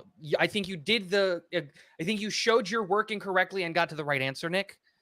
I think Latham probably isn't going to be on the Jets board for a bunch of other reasons, and I don't think that the Becton experiment or anything like that has anything to do with it. I think because of the type of player that Latham is, I think he's probably not going to fit a ton of the boxes that the New York Jets are going to have checked. And I don't think it has anything to do with Becton. And I think I'm more likely, Dom hit it on the nose. Becton isn't the type of offensive tackle that Joe Douglas likes to take. I'm more willing to bet that Gase was more involved in taking Becton than JD was, because you have to remember they were still equals at that time. And Gase was in the building longer, so he probably had Chris's ear at the time when all that stuff was happening, So I think you got to the right answer, but like, Okay. I'm That's taking fair. math right now. You showed your work, and there's just a clear flaw, but like it's just like, well, you got it right. So like half points. Well, I listen, did comment- I think I did Becton was comment format. Becton was the you know what, some, I don't know, you can't build a team this way all the time, but like, you know, I'll put a baseball analogy onto it. Like, you know, there's something to be said about, you know, guys who get on base, like the singles hitters, right? You need them. A team full of singles hitters, eventually one of those are going to pop up and start and develop some power and start hitting home runs, right? Becton was a swing for the fences right from the get-go. Again, Cecil Fielder would be a good analogy. Kansas City Royals. super high projection. You know, he had the traits to be special. Yeah. You know, but what happens when you swing for the home run at times? Sometimes you're going to strike out, right? And I think ultimately, and maybe that wasn't Beckman's fault. Maybe that was just, you know, the consistent knee injury or the first knee injury that developed into the second knee injury, and he just wasn't the same person. Like, again, he wasn't a fluid move. He wasn't the fluidest of movers to begin with, and then you put that knee into it, and it just made it, you know, damn near impossible for him to move. He looked like a statue for half the season last year. He was so scared he gets watching too it much. back. He was so let me say what's scared up to to my put weight on son. his What's knee. up, Nikki? Nikki, are those rabbit ears or is that a purple peace sign? It's a peace sign. Thank you, Tigo. I need the young one to help I just have a huge screen, translate so I that can for just me. see it. What's up, buddy? Making sure the young one isn't up to no good using some kind of weird, druggy, sexy symbol. Yeah. Well, no, I couldn't tell if it was rabbit ears or a peace sign. I don't know. My kid's weird.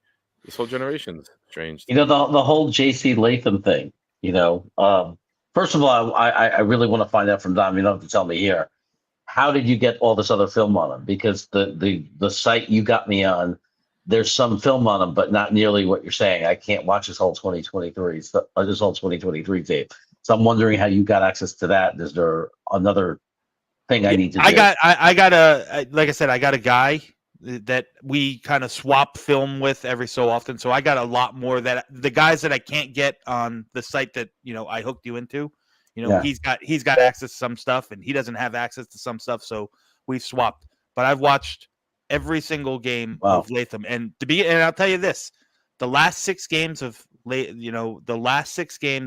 Latham's season in Alabama, leading up to the Michigan game, I know everyone's single game scouts or single play scouts that last rep where he lost and he got beaten. Listen, guys are you're not gonna win every rep. That's ridiculous. But the last 6 regular season games might have been the best film that I have personally watched in all my time of an offensive tackle. And that alone is why I am completely sold on JC Latham. Yeah. Okay. All right. Very interesting. I didn't think you'd have him that high. I think there's 4 guys that you can reasonably say can come in and comfortably plug and play. And that's obviously Alton Fashanu and Latham and Fuaga. Let me ask you this. Me? Do you see them making a jump for Alt? I'll start with you. Whenever No. draft, no. Do you see, all right, let me rephrase the question. At what point Alt is there, do you think it becomes a serious discussion in the room? 9. None. And it's not and that's not a knock on Alt. Like I said, I really think Alt is not the gap between Alt and the other 3. I don't think are big enough to justify it. Okay. Especially, you know, again, especially because Alt doesn't have the ceiling of a guy like Fashanu. Alt doesn't have the ceiling of a guy like Tyler Guyton. Alt doesn't have the ceiling of a guy like Armarius Mims. Those 3 I wouldn't be shocked if those 3 5 years from now are the ones that we see with multiple Pro Bowls, the Tristan Wirfs of the class. Okay. It wouldn't surprise me one bit. So number 1 just doesn't necessarily equate to number 1 long term. Yeah, number 1 tackle now. I think a great example would be like Decker in Detroit. I don't think Decker's ever going to make a Pro Bowl, but dude's just solid. The left tackle, Yeah. I think that's a really, really good. I mean, he's been good enough that they put Penny Sewell on the right side. And he got a Pro Bowl. Penny Sewell was always going to play the right side. Yeah. Really? I thought he was left in college. He might have played. I'm pretty sure he played right in college. He might have played left at some point, but he was drafted as a right tackle, which was, if you remember back to that draft, maybe you do, maybe you don't, which was some of the the people that were pining away of, oh, you're really going to draft the guy who's going to be right tackle only for with the number 5 pick overall, over Jamar Chase or something like that. So nowadays, I don't think it matters nearly as much as it did, in the past, because you get Max Crosby lines up consistently on the left as the left defensive end, battling the right tackle all the time. So it used to be. I still can't believe we held him sackless. That's Dom, one of the anomalies quick, from this season, right? Yeah. He never took a snap at right tackle in his entire college career. Oh, okay. Sewell, right? He played left. Penny Sewell was a left tackle. He was I left. don't remember that conversation about him playing on the right side. I always remember he was conversation. definitely a right. He was definitely coming into the draft as a right tackle. If he never took a snap, I stand corrected. Yeah, but he never took a snap. I can assure you that he was coming into this draft as a right tackle. Okay. And really, and if you go back even the previous year, why did that was the big rub on Wirfs as well, right? He was only going to be able to play right tackle. He was a right tackle. A lot of people thought Wirfs was going to move inside the guard. I thought that. A lot of people thought, and you get guys like the other 3 guys who you knew could play left tackle. Which is I'll say this with everybody. Like, I think your point about Joe Walt. This is how I look at it, Tom. Because I was almost going to ask you, think he's generational, and you answered the question for me already that he's not here. And the reason is because, to me, generational has to be who has a better chance of being the guy, the best guy, the top guy you're talking about, or someone from the rest of the field. Yeah. And the reality is, you answered that question. If you said who has the chance to be the best tackle in this draft, Joe Alt might have the highest percentage, like, of people that would say he's number 1 and everything, has the best chance to be the most successful, but he doesn't beat the entire class. Like, that's more likely, like if it was betting and odds, it's more likely that it's one of these other 3 or 4 guys, that are going to be the you always best. you always want to bet the field, right? Like, right. Think it's of like it as Tiger Woods. It's like, yeah, exactly. when it was Tiger versus the field, you still got better odds to take the field. Yeah, absolutely. It's variability. That's the whole thing, right? It's what's the variability in the scouting of the player, and that's the whole situation. And I think personally, for a guy to be considered generational, in my eyes, the only way I'm going to tag a guy as generational is if he is, the day he is drafted, without taking a rep at the spot, is he going to be a top 10 player at his position in the NFL? Marvin Harrison. A guy like Marvin Harrison or a guy like Brock Bowers, who I think all of us have tagged as generational. Those guys, like Marvin Harrison, is going to in my opinion, is going to legitimately come into the NFL and immediately start pushing guys like Justin Jefferson and Tyreek Hill for that best wide receiver in the NFL. I think Brock Bowers can do the same thing, can immediately come in and start pushing and being in that conversation with, Mark Andrews and Travis Kelce and George Kittle and all of those things. And people are going to be like, whatever, right? He's just a rookie. But like, that's what I think you have to be considered generational. Yeah. You look and I do want to say one thing real quick. I don't want that to sound like I'm hating on Alt. Like, I think Alt is phenomenal. He's my number 1 tackle in the class. I got him I got him right now, and this is obviously subject to change because this is far from done, but he's my number 5 player in the entire class. So 5. Can I guess the 5? Go ahead. Williams, Harrison, and Bowers. No, it goes Williams. I'm not in order. I was just giving the other 4. No, yeah, Harrison and Bowers are up there. I think it's going to go Harrison, Williams. Ooh. Harrison, Williams, Daniels, May, then Alt. I don't think Bowers is in the top 5. Am I wrong there? No, May's not in your top 5. Bowers is. Harrison, Williams, Neighbors, Bowers, Alt. Neighbors. Forgot I about wouldn't Neighbors. put, Neighbors I is wouldn't so put damn Williams in good, my man. top five. Tom, Neighbors was my fourth. You didn't let me get it in. That's what Yeah. she said. Neighbors Tom, is I think is Wild Wave has awesome. a really good question For me? that I want to throw to you. Yeah, I think this is perfect for you because you keep referencing the ceiling. How do you all determine who has a higher ceiling or who doesn't? Traits. That's as simple of an answer as you can get. There's guys that are, Trent Williams. I'll use Trent Williams as an example. Okay. Trent Williams obviously has the build, the physical, he's a mountain of man, the strength and the athleticism. When you take, their physical makeup, their strength, their athleticism, and their technical skill all, in a vacuum, and they all end up towards the high. Those are the guys that are really, those are the guys that you assume are going to have higher ceilings, right? There's guys that are still, you take those four things, it kind of gonna age is also another thing.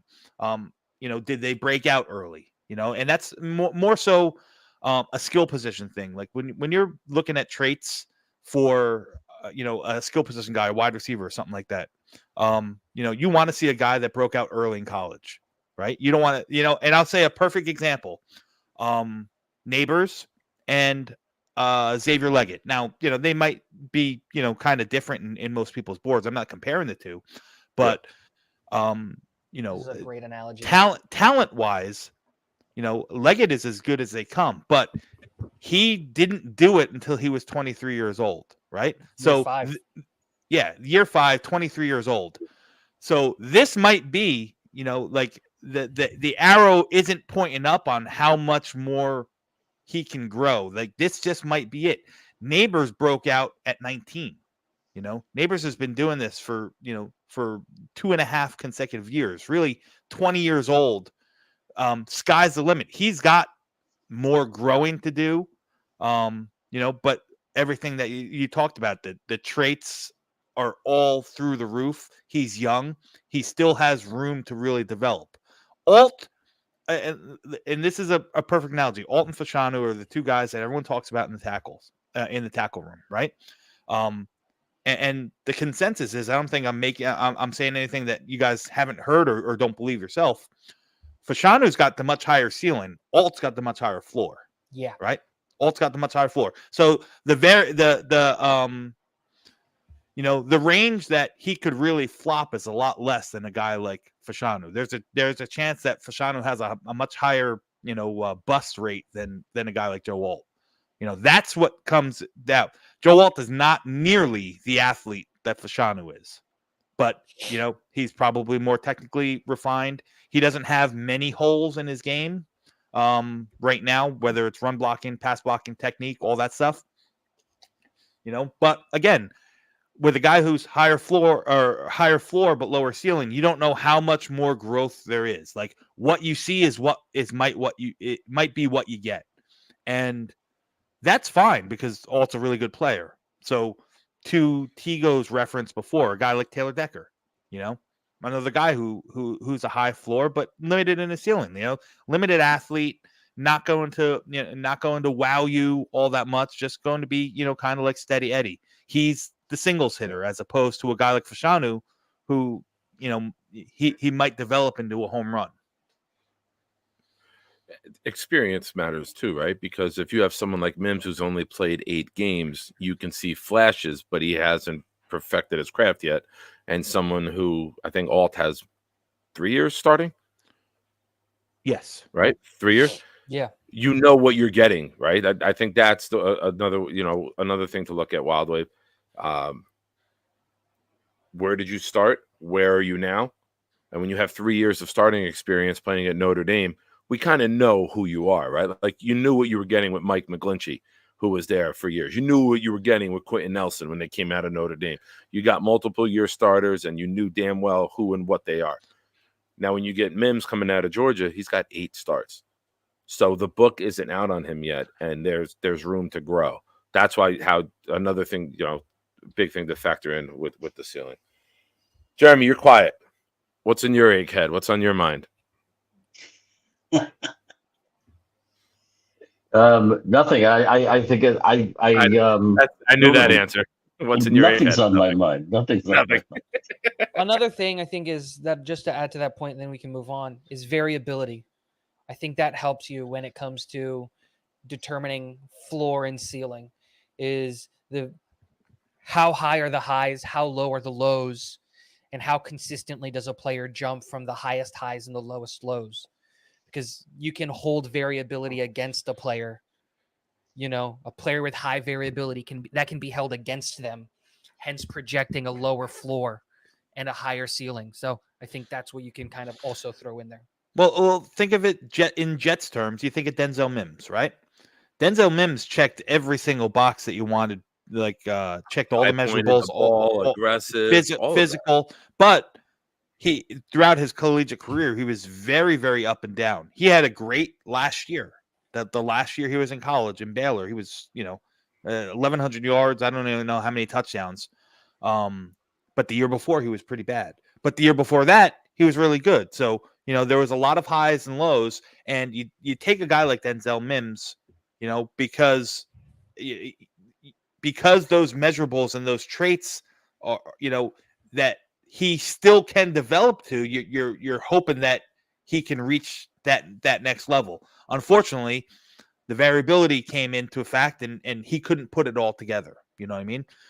These guys. I mean, listen. The NFL draft is nothing but a crap shot. You never know what you're going to get. You can have things that you like, and every GM is going to be different, and they're going to focus on whether it's the 3-cone drill like Jeremy talks about, or Joe Douglas and the 10-yard splits for us offensive linemen, or some guys won't even, they'll cross people off they'll cross offensive linemen off their boards if they don't have 34-inch arms. So everyone has their niche, but all you can do is the best job that you can analytically to narrow down the field to say this guy, is a guy that we're going to roll the dice on and take the chances with. Yeah. And the good GMs and the good front offices, the ones that are consistently hidden, are the ones that are consistently employed. And the others, look for jobs every 3-4 years. Yeah. It's kind of like hooking up with a girl in Morristown. Sometimes you get the night of your life. Other times you get mono and mystery games. Touche. Speaking of missing games, before you get that, I know we're talking about Jimmy G. Did you hear he got suspended? 2 games. 2 games. For Blue Chews. Blue Chews? Yeah, because he didn't disclose that he was taking them. Blue Chews are like, they're like a generic, like dollar store Viagra. Oh God. Yeah. He didn't have a prescription for him. No, he had the prescription. He didn't disclose it to the NFL. Oh, I thought it was No, the that's why you have to go. Any script that you get, you have to give to them and present to the team doctors before any testing comes up. Like you got to be open with it. I was reading a report. You can't be after the fact like, oh, I had this script. No, now I wonder because we talked about Jimmy G is a handsome young fella. I wonder if that takes him from like a 10 to a 6.5 in some women's eyes that he needs to. No, it takes the Blue It's Chews take him from a 6.5 to a 10. Dumb. It elevates him, right? Because he probably doesn't need it. Literally, that's what the product just does. Taking it to stay rock hard for her pleasure. He's very unselfish. He's thoughtful. Very unselfish. Thoughtful. That's it. There it is. Jeremy thoughtful, got it. handsome son of a bitch. At least we know one field he It's not finally about learned how his to climax, distribute it's well. about hers. Nice. All right, we're gonna play a game, an impromptu game. Oh boy. 11. Denzel Mims fan, I knew it. All right, Scott Foster had a question, and I thought we go around the table. How many of these generational guys end up being generational? Here's the game. Jeremy, I'm gonna start with you since you're in the top left, and we'll go around to me, Dom, Tigo. Let's name the generational talents who were labeled that, but have failed to be that. Oh, spider coming down. Dead. Tell your fucking friends, bitch. Well, sorry. Okay, The I'll take spider's the dead. How is she going to tell her friends? I'll take the easy and Antigo, do not try to break down my sarcasm. Can I go first? I get to go first. Okay. Oh, generational talent. I won't take the most did recent not one. But, deliver. Go ahead. Andrew Luck. Ooh. You think that's the That's most a recent? hot take. I Yeah, don't. there's a more recent. I don't. Andrew Luck was definitely called generational. I didn't call him generational, but I was told he was generational. I was told by He got people. killed by his offensive line. No. I'm not blaming him, He Chigo. got PTSD. Chigo. That's not the point. I'm not blaming him. I feel bad for him. I was a huge He's not Andrew Luck saying fan. he didn't The fail, reality but is he never circumstances became a. failed. He's not Patrick Mahomes. He's not fucking, Tom Brady. He's not living I in the get it. dream. I get I it. guess. But what he's I'll saying go is- next. What you're I'll go saying. next. I'll Oh, go wait, next. You're breaking the circle. We're going around. Well, All right, go ahead. I'll let you go. We'll crisscross it. Listen. I'm gonna take the easy one. Trevor Lawrence. I mean, that's the easy. There I you go. never had him tagged as. Here you go. I'll go last. I got a good No, one. I got like 3 or 4 in the chamber. You can go, bro. That's what she said. Kyle Pitts. Yeah, that's a big one for me. A guy that was tagged as generational. Nick Shine, is that you or is that your son in the chat? Because That's my son. You need to put You him gotta in the ban shadow him. You got to realm. put him in. Luke Kuechly. Whoa. Luke Kuechly is as good of a No, Nick linebacker Kuechly's as we'll Hall of ever Famer. see. Yeah, like. Oof. I think he got messed up in the head when Jeremy said Andrew Luck. So guys like who retired early, but like guys who were labeled the generational talent and never hit that benchmark. Now I know it's too soon, right? Because especially like some of the guys. I that knew you were going to be listening or whatever. controversial with it. I love No, it. but I don't think it is controversial because I never had him as generational. I had him as really damn good, but not Okay. generational. And that's Tyler Linderbaum, the center in He Baltimore made right now. Pro Bowl this year, right? I think it's too soon to judge. What if he makes the I Pro agree Bowl for with them? that. I agree with that. I think But it's probably too soon. generational, he should have been. You know who is, I don't think- in my opinion, who was more generational than Linderbaum and didn't even go in the first round? What's the kid in Kansas City? Creed Humphrey. Humphreys. Creed Humphrey. Creed Humphrey is that guy. And this is not me trying to dog on Linderbaum. Great player. But generational should be reserved for the players that are going to come in and be the best at their position. If you want me to change the answer, Evan Ingram. There's another one. I don't think anybody ever suggested like- Evan Ingram was going to be generational.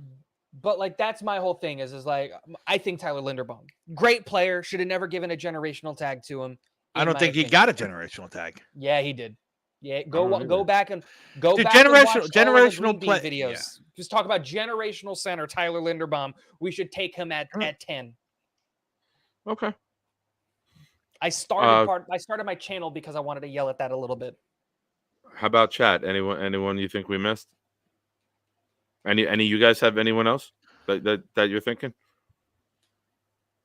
I don't know if he was generational. I'll tell you a guy that I think, and injuries play a part of this, and this might be a bad take, but Saquon Barkley. Damn it!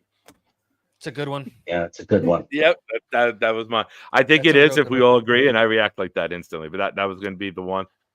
Well, any running back that you're taking at, what did he go 2 overall, Yeah. 3 Yeah. overall, something like that? 2 Eight, overall. 'cause we took You- three. Went 2 because we took Sam 3. Yeah, you're. Wild Wave with a good one. Clowney, that's a Davey good one. Clowney. Yeah, Very Yes. good one. Yes. Oh, Reggie And Bush. he's not Then even hand in hand, bad. Reggie Bush. Reggie Bush. Yeah. He's not Back even to back in bad. that draft. He's just call, not Wild Wave. generational. Who? Clowney. He's not even like he's a bad player. He's just not generational. Right. That's the He's on the point. Ravens right now. You take him at Maybe. the end of round 1 like a George Karlaftis? It's a nice pick. Dude, that's a You take great him number pick. 1 overall? Especially when Yeah. you needed a quarterback. Remember, they needed a quarterback and they took Clowney. Oh, they built him up to be the next Reggie White. Are you kidding me? I mean, To be fair, though, that people is use a the people use the ridiculous term play. generational. People use the term generational way too It's much true. It's now. Way Nowadays, too much. nowadays. Every It's year there's a too far out. generational like player. the term GOAT. GOAT means greatest of all time, not goodest of all time. Where Well, there's a bunch of Listen, the generational means that there's not going to be a player wow, of that. David with a good one. Generational should be Mario Williams was another one. Generational should be a guy that you We're not gonna think see is for 10 not years. going to be a player of that type for the next 10 to 15 years. Kyle Yeah. Pitts fits that bill for sure, right? Obviously, That's Lawrence, what you we said for thought sure. I got to feel you a gnarly dude. For Lawrence, we sure. thought fill that bill, and that's why I said I'm not sure if Barkley ever got really got a tag of being a generational talent. But I there think were people screaming it. What's that? There were definitely people screaming it at the time. But Don, Yeah. let me ask you this question, ahead. on that, right? Uh-huh. During your personal evaluation processes, and I know they probably weren't as rigorous and as intense as they are now, did you have a generational tag on Kyle Pitts and on Trevor Lawrence? Because I know I didn't. It was one of the biggest things I got roasted for. I said Kyle Pitts is a wide receiver in a tight end's body, and he's never going to amount to anything more than being a tight receiver in a tight end's body. And I said I didn't even have Trevor Lawrence as QB1 in that draft. And I know I'm crazy, blah, blah, blah, blah, blah. That's a different conversation. We can talk about Tigo being crazy, but I never had generational tags on either one of those guys. So in your evaluation process, yeah, I at thought Trevor Lawrence was for sure. I thought that Trevor the way Lawrence he stepped on the scene as a freshman. And listen, he might be. We heard Listen, it for he 3 years. still might. We didn't hear it. We didn't hear it from the combine to the draft. We heard it before he even played a fucking college football game. Yeah. So I mean, that hype was there for years. Yeah. But is it? But here's the thing, right? Because I think we're on a dangerous path of that with Arch Manning. No, we're Arch not. Manning, Why? like he if he didn't starts, even hit the field in year one, and he might not I hit the get field that, in year but two. dude, it's different. It's way different. Freshmen hitting the field nowadays isn't really a thing that happens all that much.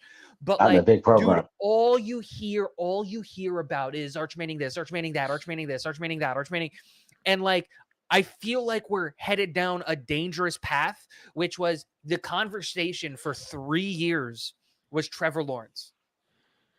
Or what's happening now with Caleb Williams, right? The conversation for the last fascinated 3 with years. the name. Trevor Lawrence went and won a national championship as a freshman. Manning played in mop-up duty when Ewers got Ewers, Yeah. whatever. Yeah.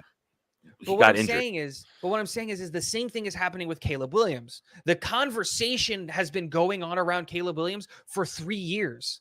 So, But Caleb if you played even those have three. a conversation, but even if you have a conversation about, for example, I have Drake May over Caleb, I'm gonna get annihilated by a ton of people. Me too. And it's because they've been talking about Caleb for 3 years. He has to be the best player in the draft. You're not going to get annihilated. Right. Listen, those I have been. I think people go the rankings of OT1, OT2, OT3, or quarterback 1, 2, 3. I think us as a whole, especially guys who put content out and kind of really delve into this stuff. I think we need to look at it more like the NFL teams do, and that's put in tiers, right? Now, going back to the Trevor Lawrence draft, I thought Trevor Lawrence was on his own tier. I thought he was by far on his own tier. Yeah. And then the other guys, however you like them, whether you like Fields, whether you like Zach, whether you like Mac Jones or whatnot, they might mix in, or some of them might be in their own tier. But to me, the gap between Trevor Lawrence and those other guys was significant. Now, Trevor Lawrence is still young in his career. He still could be a very, very good quarterback. I'd argue to say, I think it's fair to say he's probably a top right now, even though he hasn't lived up to that generational billing. He's probably still a top 10, top 15 quarterback in the league. Easy. Yeah. I was going somewhere with that. Now I forgot. I completely just went blank. Happens to me all the time. Yeah, I don't remember. Dano, I agree. That's why I'm so hesitant to use the generational tag. Yeah. I think we're naming a bunch of people who are just the best at their position that year who have failed. I definitely thought Trevor Lawrence was generational. I think Brock Bowers is generational.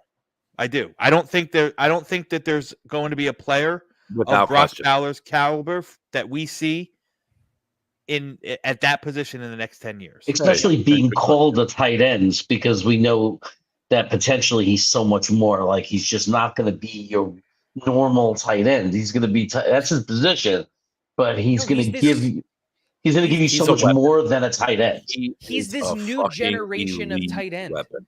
There's Yeah. only 3 tight ends in the league that I think truly embody the position of tight end, and that's George Kittle.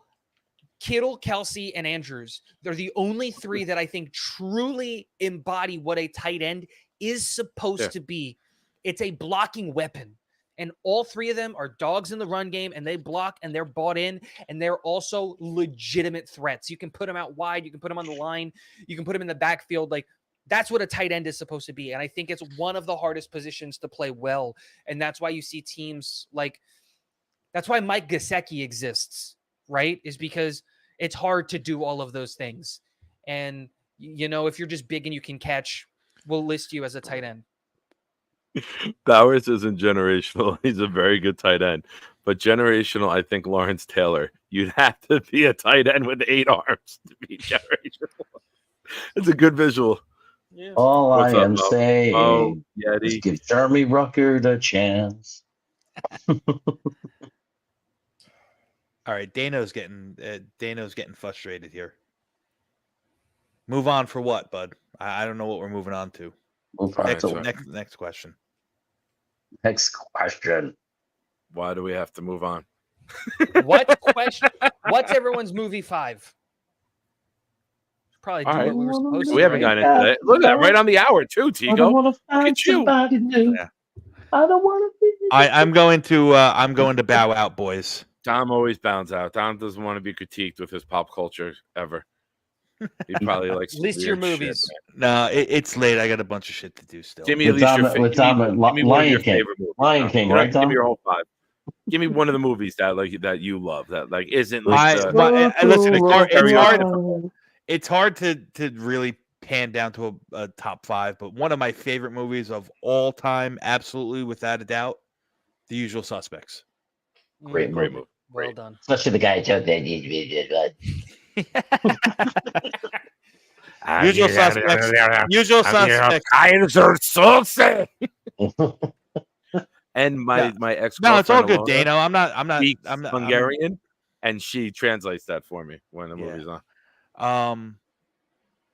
Yeah, I think that that's one of my all-time favorite movies. Pulp Fiction's another one. Right. I loved Pulp Fiction. Oh, it's a great movie. Right. Reservoir Dogs. Kill Bill. No. I happen to be Tarantino. I like Tarantino. Me too. Tarantino's awesome. Yeah. He's a genius. Nice. All right, Dom. Well, thank you. Plug away. No. You guys know where to find me. I don't need to plug. I'm all over. Go check out mine and Tigo's latest 2-round mock. But I hope everybody out there is subscribed to Project Prospect. If you're not doing it right. Thank you. That was very kind. I'll throw it in the chat. Appreciate it, boys. We'll catch up soon. Be good, buddy. Oh, Later, hey, we got to do our draft. Like we did on Buffalo's channel last year, the 6 of us, Buffalo and Adam. Oh yeah, sure. That was good. That was a lot of fun. I know we don't have a number 2 this year, and I don't think we want to go all the way to number 3. But we got to figure that out. We got to talk about just that. Do a first round, 32 picks. That'll last like an hour and a half, 2 hours. 2 hours. We get 8 people, 4 picks each. All right, boys. Right. All right, Don. Be good, man. Later, Thank guys. you. Yep. Later. Let me. And then there were 3. Tigo, you want to go with your movies? All 5? You're so goddamn young. I figure most of them are in the theater still. No. I was originally because I have a hard time with these lists because it's just like, do you go with like the movies that are your favorite, objectively perfect, your top 5? Yeah, you don't right? have to like, go with the best movies you've seen. Like this is not an Academy Award. It's your like 5 go-to movies. But like that's the thing, because like I went to film school for like 2 years before I went to the Navy. And so like I know what an objectively perfect film is. So like whenever you make a list, it's really hard to keep movies. Like I always look at it as like a cop out. Like if you put The Godfather on your list, that's a cop out. Like, dude, that's objectively that movie's perfect. There is not a thing from a film standard that you would remove it. Or if you put Casablanca or Citizen Kane, those are objectively perfect movies. But so like when I was looking at like my movies that I love, when I list them, there is something very similar about them. I want to see if anybody can figure what it is. So my 5 in no particular order of movies that I just really, really like are Inception, Dark Knight, The Pianist, Dune, and Gladiator are my top All right, 5 movies. wait, man. You're doing rapid fire here. Inception. Yep. The newest Dune, right? The newest, Dark most recent Knight. one. I love that. That Dark was great. Dark Knight. So the Okay, second next. one. The Pianist. Wait, Dark Knight Rises? The Dark Knight. The one where he has the one where he puts himself When in he's in prison the and gets hole? beat up. Bane. Is in the hole in the wall and has to climb out? Yes. Okay. The Pianist. The Pianist. Yep. I've never seen that, I don't think. It is one of the best. If you have a second and you're okay with being sad, it's about a Polish Jew escaping World War II and like hiding and not avoiding. It's an incredible movie. It's one of the best movies of all time. Dune, the most recent one, and then Gladiator. What's the with theme? Russell Crowe. There is a theme. There is a movie. There is one thing that connects 4 of those movies. I'll give you the odd movie out, and it's not the director. Well, Christopher Nolan directed 2 of them, but it's not Christopher Nolan. The odd movie out is The Pianist. It's the only one that doesn't have a relation to the other 4, and I only realized the relation after the fact. Cillian Murphy? No, it is not Cillian Murphy. Cillian. I don't think Cillian Murphy is in any of those movies outside of Dark Knight. I know he was Scarecrow in one of the in the Batman and Batman's. Huh? Anyone in the chat? The star loses their father. Nope. It's a person. It's not a concept. It's not a big picture idea. It's straight up. It's one person that connects all 4 of those movies. This might be a little too nerdy, but it's one. It shouldn't be. Is the old English guy who's the butler in Batman? Nope. No. Joaquin Phoenix. Michael Caine. Oh my gosh! Inception did have Killian. He's the main antagonist. You're right, David D. I totally forgot about that. Killian is in 2 of these movies, but he is not in Gladiator or in Dune. So that does count that out. But I do love me some Cillian Murphy. He's great. I don't know the actor's name. I'm not good with names. What's up, Mess? Not an Mess? actor. I see that you're here now. I'll give you another David movie was as here a hint. earlier. Johnny, Scott's That still here. falls in- Thanks, man. Thanks for hanging out. At Anybody number new? 6 Please subscribe. At number 6, I was going to put The Lion King. That would have fit the list. If you replace The Lion King and The Pianist and you say those are my top 5, they all have one thing in common. Is it Oh, music? they all have Like a family. Elton They all John? have a family member that dies. Incorrect. Elton John, music. Nope. Music. It's Hans Zimmer, the composer. Is it really? Hans Zimmer composed Inception, Dark Knight, Dune, and Gladiator. Oh, fuck. All right. Fucking God, he's a nerd. nerd. You are I a love fucking it. nerd. No, yeah. You're a fucking nerd. I mean, I love you, and I don't hate you at all about it. I have no judgment of negativity on you at all. In reality, like the real German totally respects you and your appreciation of that's totally cool. And I mean that, but I'm still gonna laugh and call you a fucking nerd from a guy locker room List perspective. your top 5 that has the Lord of the Rings and Star Wars. Yeah, so I can yeah. call you a nerd, I'm a geek, dude. I'm a geek. I totally agree with that list because I love both of those trilogies. Dude, I'm a geek, and I'm a non-apologetic geek. Jeremy is the reason we put this rule in that if you pick a movie, you get the entire series. Otherwise, he would have 5 different Star Wars as his favorite movies. It'd be No, I don't know if Star that's Wars true, goes but- under 1. 4 and 5, and then Lord of the Rings 2 and 3.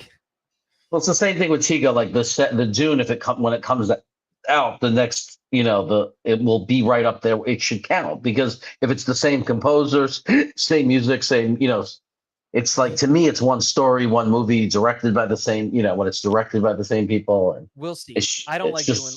I don't you know, like putting them all in the same boat because you get like weird like. Oh, no, Matrix I 1 haven't- versus I- Matrix 2. I do differentiate them from each other. Like, so I said, if I say Star Wars series, I'll tell you my favorite one. Like, it's not like I'm not doing that. But my number 5, I'm going to start with probably the lowest budget, most cheesy. Spaceballs. No, this is a total cult movie. There's different things. There's different things that make a movie special for me, and I'm gonna honor my younger self. Like, even though if I saw it today for the first time, I wouldn't feel that way. But I'm gonna honor movies that were. I'm gonna honor movies that were part of my life. No, it's a movie called The Last Dragon with Bruce Leroy and Shonuff. I know it's cheesy and the acting might be horrible and everything about it might be ridiculously low quality, and it might be the opposite of a perfectly made film. But The Last Dragon and Bruce Leroy was me and my brother's childhood. I mean, we still reference it all the time, constantly. So I just have to name it. I have to have it in my top 5 because it's such a huge part of my life. Okay. 85, right? Real quick, guys in the chat, if you put all 5 of yours together, it'll be easier for me to put it up like the Freedom House here did. Just put all 5 of yours together in one comment instead of me trying to figure out whose comments are what. And then we can put them up and either comment or critique them or laugh. Braveheart is great. Princess Bride is great. I mean, what I love about Princess Bride. It's like, I don't want to go. You didn't want your father to die either, did you? But I died. Lord of the Rings is one of my favorite. I love the Lord of the Rings. I have every book in the Lord of the Rings, even the nerdy ones, like the Silmarillion and all that shit. I love those books and those movies. Nick could totally be a good guy. Fuck, I don't even know what you're talking about. All right. Go ahead. What's your next? Go through your whole list. Oh, me? Yeah, you. You said one movie. Oh. You named one. Number 4 is yes. Did I just forget it? It's in my head. Make a list. Okay. I didn't write it. No. Number 4 is The Breakfast Club. Oof, classic. Go on. Very good. Number 3 is Rockies 1 and 2. Interesting. Number 2 is the Lord of the Rings series. Which one's your favorite? The second one, the middle one. The Two Towers. Two Towers Never is watched excellent. Number 1 when is you've got like 12 hours to kill, watch all 3 movies. Yeah, the Hobbits are great too. I don't watch sci-fi films really. They just don't. It's fantasy. It's fantasy. Did you watch Game of Thrones? Did you watch Game of Thrones? I did watch Game of Thrones because my girl at the time. But I'm not a fan of it. Like, I would never watch it again. Like, I enjoyed the midget, obviously, and the orgies, but I would never go back and watch it. And then, obviously number 1 is Star Wars 3, 4, and 5, the original 3 productions. Empire. What? 4, 5, and 6, not 3, 4, 4, 5, and 6. Sorry, yeah, 4, 5, and 6. Empire Strikes Back being my favorite of the 3. Put Star Wars 3 on there. We might have to stop being friends, Jeremy. Dan, we could maybe do one if after we're done with this. If you want to pop on, you can pop on. And then last movie, Jeremy. Isn't that name them all? Well, You named 4. No. I said The Last Dragon. Oh, Last Dragon. I forgot about it. You said Last Dragon, Breakfast Club, Lord of the Rings, Star Wars, and Rocky 1 and 2. Yeah. I have my 4 typed out. 5. I'm having a very difficult time trimming down to number 5. And I feel like I'm just going to do what I do when I'm at a restaurant and I don't plan ahead what I want. And the waitress comes up and then I just blurt something out because then it's too late to take it back. You know what I mean? I'm not going to be that person that changes the order. So I'm going to go down from 1 to 5. And then I'm just going to blurt 5 out. My favorite movie of all time, and I will get laughed at for this. I'm already laughing. Is Face Off with Nicolas Cage and John Travolta. I don't know why, but I fell in love with Gina Gershon in that movie. And I have said to many a women, I can eat a peach for hours. I love that movie. I love the whole mental fuck of it, of you have to become the thing you hate the most. Kind of reminds me of doing a Wednesday show with Jeremy. Nothing. Damn, I thought that was good. I thought that was good. I just always enjoyed that film. I don't know. At the time in my life, I was watching that and I loved it. Number two, I have never had. Number two could easily be number one because back in the 90s, before we were old enough to go out to like bars, we would get together at one of my friends' houses on our street and we would watch Boogie Nights and have a blast and a party while watching the movie. And anyone who knows Boogie Nights with Dirk Diggler and Reed Rothschild, Great movie. it was absolutely phenomenal. You know who you reminded me of in that movie, Nick? Like I've seen that would remind me of you. When he first got there and he jumped in the pool and the other dude was there and he started like being all competitive with him. Like, I got big muscles. That's How much Reed do you Rothschild. put? Yeah. I totally see you in that type of. That's so Nick. You know, that's so Nick. That's John C. Reilly, man. He's one of the best actors. He's awesome. Number three, I got The Dark Knight with the Joker, with Heath Ledger. That movie I can watch. I might watch it tonight, just referencing it. That's the one I meant, not Bane. Dark Knight, not Dark Knight Rises. The one where Dark he Knight puts Rises himself is in. when he's The in one the where hall. is that where he puts himself in prison in the beginning to train? No. Like he The actually Dark is Knight- purposely in prison. That's No, The Dark that's Knight Batman, that's Rises. Batman Begins. Yeah. Hmm? That's Begins. Yeah, that's Rises. No, it's Rises. Rises Dark is when Knight. he's in the cave in the ground and has to climb up and out. No. I'm not talking Man, about that one. the I'm talking about the Joker one that one. starts with Dark him in Knight prison. Begins is the one where guy from Taken, Liam Neeson, trains him. Gets him out of prison. That Begins. Yeah, Rises that's is when he's Cillian in the hole Murphy. in the ground. As Scarecrow. Yeah. And then the Joker with Heath Ledger is the one that I have at number three. Yeah. I also Number had that one four. at number three. Look at agreeing. Number four, Big Daddy. I'm a big Adam Sandler fan. Oh my god, I love that movie. I'm a big Adam Sandler fan. And it has a The buddy in it. goddamn Jets. Taught my son that. Like we would go out, we would go to the Chili's near me, and he would say, people would ask him who he's 3-4 years old, the goddamn Jets. I couldn't wait to have that moment with my kid. Sticks to the greatest rock and roll band ever, and anyone who doesn't agree with that is a cynical asshole.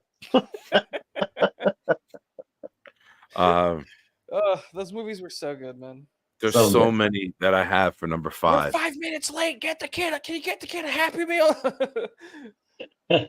Or I forget, what was it? He wanted was it a sausage McMuffin? Egg McMuffin? The guy outside? You mean the guy outside? What's his name? He was trying to get the McDonald's breakfast. And we were 5 minutes late. What happened to my McMuffin? They stopped serving breakfast at 10:30. 10:30. I thought it was 11. Me too. I love that actor. He's done everything. He's done everything from The Sopranos to Steve Buscemi. Fantastic. yes, Steve Buscemi. The Sopranos to The Boardwalk to those kind of roles. I mean, the most versatile actor alive. He does his lipstick in Happy Gilmore. Billy Madison when he does the lipstick and he crosses Billy off the list. And he's the psycho in the psychopath that in Con Air. Thank you, Johnny. Oh, his part in Con Air was amazing. Also, I forgot Warriors. Papa, thank you so much. I actually punched Warriors myself. is How so could I good. forget Warriors? That's one of the greatest movies ever. It's an iconic movie. I'm going to go movie back is to my so childhood. good. For number 5, I'm taking advantage of a series. I'd love Back to the Future. It takes me back to my childhood. I love Back to the Future. Back to I the absolutely Future. love that. As long as I've been alive, Christopher Lloyd has been an old fuck. He was old in Taxi. He was old in Back to the Future, and he's still fucking old. It's like if there's a time traveler, it's legit Christopher Lloyd. It's always been the same, especially when you're in our generation. Because whatever age he was in Taxi in the late 70s, we were so young that he definitely seems old. And then it never stops. Like he always seems old. Back to the Future is one of those movies that is so close to being, it's off by a little bit, but like when you look at like what should be considered a perfect film, like when you study film, Back to the Future is really, really close to a perfect film, except for there's a couple of situations that When you throw logic at them, they don't track. But who gives a shit? It's a fun movie. Throw logic out the window. Oh, Dane, I can make a top 5 with Keith. There's so movies. Oh, but I don't know if I wait. can do it movies, but 24 is my favorite series. Well, the one with Emilio Estevez, Young And I Guns. enjoyed Designated Survivor before the writer's strike ruined it, and then it went to Netflix for a year. And it sucked. Young Guns. I'll say Young Guns was a great movie. Loved Young Guns. Now it's over. No, to speak that negativity into the world. He didn't. No, he didn't. Please say he didn't. No, I got a funny story about this, Johnny. I'm gonna tell you a funny story about this. Real quick, I'm gonna get out of here because the kid's gonna be waking me up in a couple of hours. So I'm gonna try to get a couple hours of sleep. All right. Uh-oh. Be good, buddy. Friends. Thanks for joining. Yeah. You might have to have Johnny come in. Well, can you do me a favor since you have can you put the StreamYard link into the chat for Johnny and Dane? And then after they're done, if anyone else wants to hop in, we'll do it. But please don't everyone flood it all at once. So my senior year in high school, a couple of my good friends, their sister, 2 of their sisters were performing cheerleading, and our high school team was performing in Busch Gardens. So all of my buddies were going down. The night before, I get a phone call at like 7:30 at night, and one of the girls says, "Nick Shine, if you want to come, we have a free room for you. One of the cheer coaches got sick. She can't make it. The room is paid for, and she just doesn't want to see it go to waste." I'm like, okay, now I just got to get to Busch Gardens. I go to the high school at 8:00 at night into the cheer practice, and Miss Shemicki at Colonia, who had a megaphone and was a cheer coach in the 60s when my dad went there, is running practice. "Shine, what the hell do you want? Get out of my gym." I go, "Miss Shemicki, I need a favor." And she's like, "What?" And like I won like most school spirit because I would go to the football games, I would go to the soccer games, I would be screaming and cheering and being real loud like I do at Jets games. I go, "Shemek, you want me in the crowd?" I go, "I need a ride to Virginia." She's like, "What do you mean you need a ride to Virginia?" I go, "I need a ride. Put me on the bus. You got a spot?" And she's like, "Okay, but no bullshit. Do you have a place?" I go, "Yes, I have a place to stay when we get there. All I need is transportation." So she puts me on the bus. We get there. We're at my buddy's. We somehow got ourselves a jug of Absolute vodka. We're playing spades. We're drinking. And we decide to order Debbie Does Dallas in the room. And now that night, that was our first night there. We're drunk. We're throwing up. We're horrible. We get into the elevator. The next day, I'm sorry, the second night, because we stayed for 2 nights. It's checkout day, and we're in the elevator going down. And our buddy Kevin, whose room we were in watching that, his dad gets in the elevator with us and goes, "Hey guys." We're like, "Oh, hey, Mr. Miller, how are you? We're going down for breakfast. How's everything?"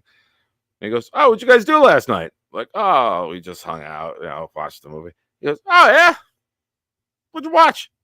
And my buddy Kevin said something. He goes, "Oh, Kevin, now you're lying to me because I got a receipt right here that says Debbie Does Dallas," because they put it on the checkout receipt back then. And he knew what we were watching. And it was the most awkward 4-story elevator drop in our entire fucking lives. We still make fun of that every now and then. Wow. But let's welcome in the baby maker himself, Mr. Magic. Get that goddamn hat off. Get out. Get out. Hey, let him Get keep that. You don't even care about basketball. Get out. Look at this, man. Listen, you live in Virginia. You're near water. I don't want you to sink and drown like that team has been doing. I wore it just for you, bro. I was busting out laughing. What did I do to you, bro? Blow is another one, Papi Eddie. Blow is another one that I considered. But now that I'm sober and clean, I can't condone that type of behavior. Johnny Brosco's How you been, pretty bro? awesome. How's wifey feeling? Good, man. She's having a lot more issues this time along because of it's a girl, so it's a little bit harder because she's closer to the age of 40 now, right? So it's a little bit tougher, but she's fine, man. Other than that, good. The baby's healthy. She's healthy, which is good. Good. So God bless all you guys, man. Good luck to her. appreciate that, man. So I can tell. I can tell this is like the greatest father in the world. Like I could just tell. I was a teacher. I was an educator for years and years. I just know that you're just the awesome dad. Oh yeah, my son is starting to walk now. So me and the wifey are both like just behind him and hoping that he doesn't fall into something. Get a fucking bungee cord or a dog leash and hook it onto like the coffee table. He'll be fine. Yeah, something, man. Let him just burn half a circle back and forth like a 3-point line. Put him on a leash. He'll be good. I keep trying to put a I got a football that I bought him, and I got him, and he's picking it up and throwing it. So I'm trying to get him to continue to keep throwing it, but I'm showing him throw it to like one spot so he could get that accurate point of it. So I don't know. That's what I was told to do. Yeti, hold on. I'm sorry to interrupt you. This is twice you said Christopher Lloyd passed. He did not pass. He's alive. He's alive. He just did a Back to the Future thing. Even Harlan said he's 85 and he's alive. Stop saying this, Yeti. Great. Now we got to take Christopher Lloyd. Stop writing that. I don't like that. Yeah. They're doing the remake. Just right? write the Jets will win the Super Bowl. If you feel like saying that Christopher Lloyd died again, just write the Jets will win the Super Bowl. Let's manifest good things. They're doing the remake to Back of the Future with the kid that Spider-Man is supposed to be playing Michael J. Fox. Oh wow, that's a good pick for that role for sure. They're rebooting it? Yeah, not rebooting it, but supposed to be like a continuing Back to the Future of 4? the last one. Yeah, and it's the kid that played. Well, according to Biff in his Biff stand-up that we've seen, like there's not going to be another one. Jeremy, the link that you and I have sent each other 3 times each. Yeah. He always says there won't be another one, but you never know. Stop asking me the question. Oh, Silence of the Lambs. So there's so many great movies. I'm gonna Tom throw Holland in there now. All right, go ahead, man. So I'm a big war dude, right? And I love movies, and especially when we're kicking Nazis' asses and whatnot. So Saving Private Ryan, I could watch that movie consistently. Just that scene from the very beginning of it. So love that movie. I'm an old school. I never really got into it. I'm not a big Tom Hanks fan. I know that's blasphemous, and I know people are going to attack me, but I'll take Tom Hanks in the 80s, and then after that, I think he got too big for his own. I think he just did movies that are above your intelligence. I don't know. Like after that Forrest Gump, that run, I just thought he became too pompous and too Hollywoody, in my opinion. Yeah. And Chaos, I like this one. They call me because it was during that time. Oh my god! Which one? The last draft. Call me Bruce. It was a With parody. this hands, I punch your head. I can't hear you because the fucking chaotic one won't shut the fuck up. He gets me excited. He brings still up my talking. favorite movies. We're It's still my talking. favorite movie. Did you know What that is it? spaghetti came from China? Okay. Johnny, what's the name of the movie? They call me Bruce, right? So it's this That's guy. the name of it? Yeah. Who's they that? call Who's me the main Bruce. actor? I don't even know. It's some dude that's Sensation dude. like some Bruce Lee, bro. But it's the most like if that movie was to come out now, it would be canceled so fast. So racist. The undertones that are in that movie is insane, but it's awesome. He's like, with this foot, I kick you. With this hand, I punch you. I don't even know any of these actors. Jeez. Dude, you All gotta All right. watch it. Like, so they call me Bruce. I have to put it out there, you guys. Big Marvel fan, right? So Marvel's Endgame was amazing. I was literally in the movie theaters just standing up, clapping my hands when everybody came out and said Avengers Assemble. I was like, yo, this is awesome. That's great. Okay. It's a great series. I see you, bud, in the background. Let me just let him finish his list and I'll get you in here. Star Wars. Star Wars. Star Man. Wars. All right. Have to. Well, when And you say you like war movies, you got to throw in one that has Star Wars. And then Blood In, Blood Out. I don't know if you guys have ever seen that, but Blood In, Is that Blood a Out. porn? I mean, it can be depending on what mood you're in, but now Blood In, Blood Out. It's a movie about Miklo, who is a Chicano essay from East Los Angeles and whatnot, and because he's mixed, he's half white and half Mexican, right? He has it hard. And dude, it's an amazing movie. Just watch it. It's like great. So, all right. Oh, Dane bounced. I was going to get there. I'm waiting for Dane. Dane was here, and then he bounced out. I'm going to Right name when you were some. about to. I'm going to name some underrated movies that I absolutely love. Big Trouble in Little China is hell yeah. one of the best. I'm going back to 80s movies because for me they've stood the test of time. All the Richard Pryor, Gene Wilder movies. Oh God, yeah. Yeah, like Hear No Evil, See No Evil. Just One of the Guys. Just One of the Guys is classic. Speaking of Just One of the Guys, let's bring it. Dane. Mic check. You're good. They know come and I wanna go home. Of course. How the fuck? Of course, he has a '69 jersey hanging on the fucking door. I would not have doubted at all. It got instructions too. What's it say? Do 16 do. Hey, I know, Johnny. It's really good to actually talk to you guys, man. I talk a lot of shit this way, but I don't get to, To be determined if it's good to talk to you. The way you talk shit over the keyboard, to be determined if this is going to be good in person. I'm reserving my right to vote.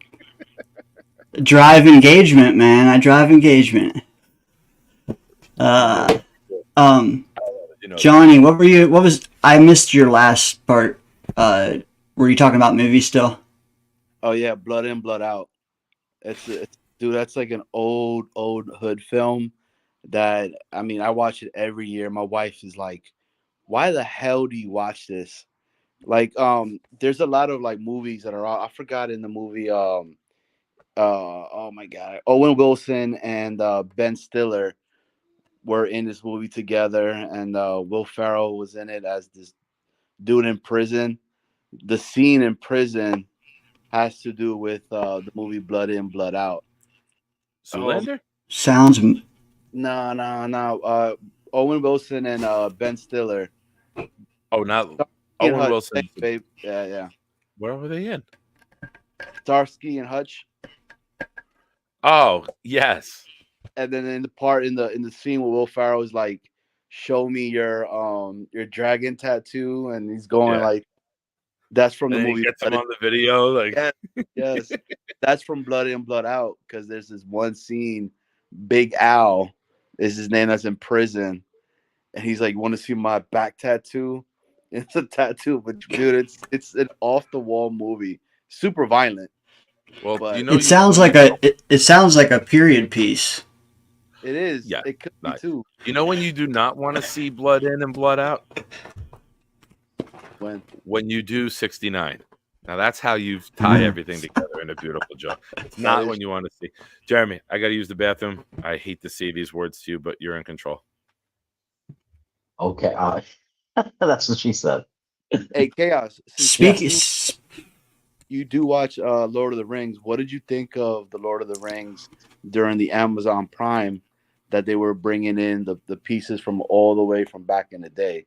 Did you watch it? I just started. I just watched the first season for the elves and how the Elven Rings came. Amazing. Amazing. Be like, holy crap. So unbelievable. Like, unbelievable the content that's available now in TV form. It's incredible. What are you going to say, Dana? Oh, nothing, man. I don't know. There might be a little lag, so I might delay. But I don't want to chop, anyone's sentence off. But I am glad to talk to you, Chaos, man. I really like your stuff. there was a co-host or two I wasn't too thrilled with in the past, but I really like you and Nick together. Like you guys are dope. You're down to earth, you know. So thanks. appreciate it. No, Are I you at home appreciate or that. is? Yeah, I'm at home. I'm downstairs because I just wanted good internet. Like I'm having a lot of problems up in the studio. I'm gonna have to get like some kind of better router or figure something out. Hey, Chaos. While I'm thinking of it, real quick, Scott Foster might be new in here, but you ever get a chance, talk to him because his dad was actually a college football defensive coordinator. So he'd be a really good guest at some point. All right, that's awesome. Go ahead, Johnny. Go ahead, Johnny. Yeah, I was gonna head and like just piggyback off what you were saying, Dano, about yourself and Nick and your guys' show because we do appreciate it. Because like a lot of the stuff that's going on, and with myself and Dano that we agree on, is that I think things need to be talked more about free agency and be talked about that right now, compared more or less to the draft because. I mean, we don't know what you're going to get within the draft. I think the free agency is what's going to dictate what we do in that. So you guys do talk and bring in points about free agency right before you guys start going into the conversations with within the draft. So and I appreciate that Right. Dana says that all the time too. So which is cool. Well, we were just talking the other day because we, like a dozen of us from the YouTube fan community, just have our own little Discord because it's helpful to know and talk to non-casuals, you know. Yeah. But without the advertising and all that. But anyways, long story short, we have probably the fan base with the most creators, but it seems like a lot of their content always overlaps. So it's like everybody's talking about pick number 10 right now. Like, why can't we just take a breather and look at like second layer roster stuff? Look, I mean, we just had 5 guys have contracts that expired and nobody's talking about, do we bring them back? Do we give someone else more snap? Like, there's just a lot of different topics of conversation. So, and I know, you know, too, that the fans in the YouTube chat, like, they just want to engage and pitch their take. Like, so these call-in shows are great just for that because some of us have topics that aren't addressed by creators or don't need a whole a whole show. But having this platform to jump up, talk for even 5 minutes, I think it would be good therapy for a lot of us. Yeah, no, I like it. I'm gonna try to do it on Sundays, and I like doing it, and it's just getting it. I have to be more patient. I have to be because YouTube is not very friendly with algorithms when you're not consistent. So I'll get on, and 8 people will be there, and no one comes on. But if I just stuck to it every week, I'm sure eventually it would grow, and we would get back to the 50 to 100 viewers, and we'd have people lined up to talk. And it's just about patience, and that's one of the things kind of been thinking about, that I have to just like stop looking at the numbers and just put out the content, be consistent, and let it happen. And dude, the weekends are wide open. That's another thing Johnny and I talk about. It's like everybody does that Monday to Thursday, but then I get weekends off, and Friday, Saturday, Sunday, it is hard for me to get in a consistent live stream. Like every now and then I'll get Buffalo in the afternoons, and then it's you two at nights, but semi-consistently. But that Monday to Thursday, like if I don't know, I'm not trying to tell you anything, but it just crammed, man. And then you got Friday, Saturday, Sunday, where there's not, you know. But yeah. The call-in shows we definitely love. Okay, that's cool. That's good to know. A bit of face to the names. Guys, I have to go and make dinner for my wife. So it's lucky you have a 4th waiting to come in. I'm sorry I'm not going to get to talk to him, but I also want to keep my marriage strong. So I'm gonna no. It's I'm way over. I was supposed to be on for an hour, and I've been on for 2.5. So over 2. Well, you're 3 hours behind me, so it's still you haven't even started yet. Yeah, I got to start making that. I promised her a salad, so that's always. Wow, I got to start chopping. Thanks for joining. All right, later, guys. Love you guys. This is one of the greatest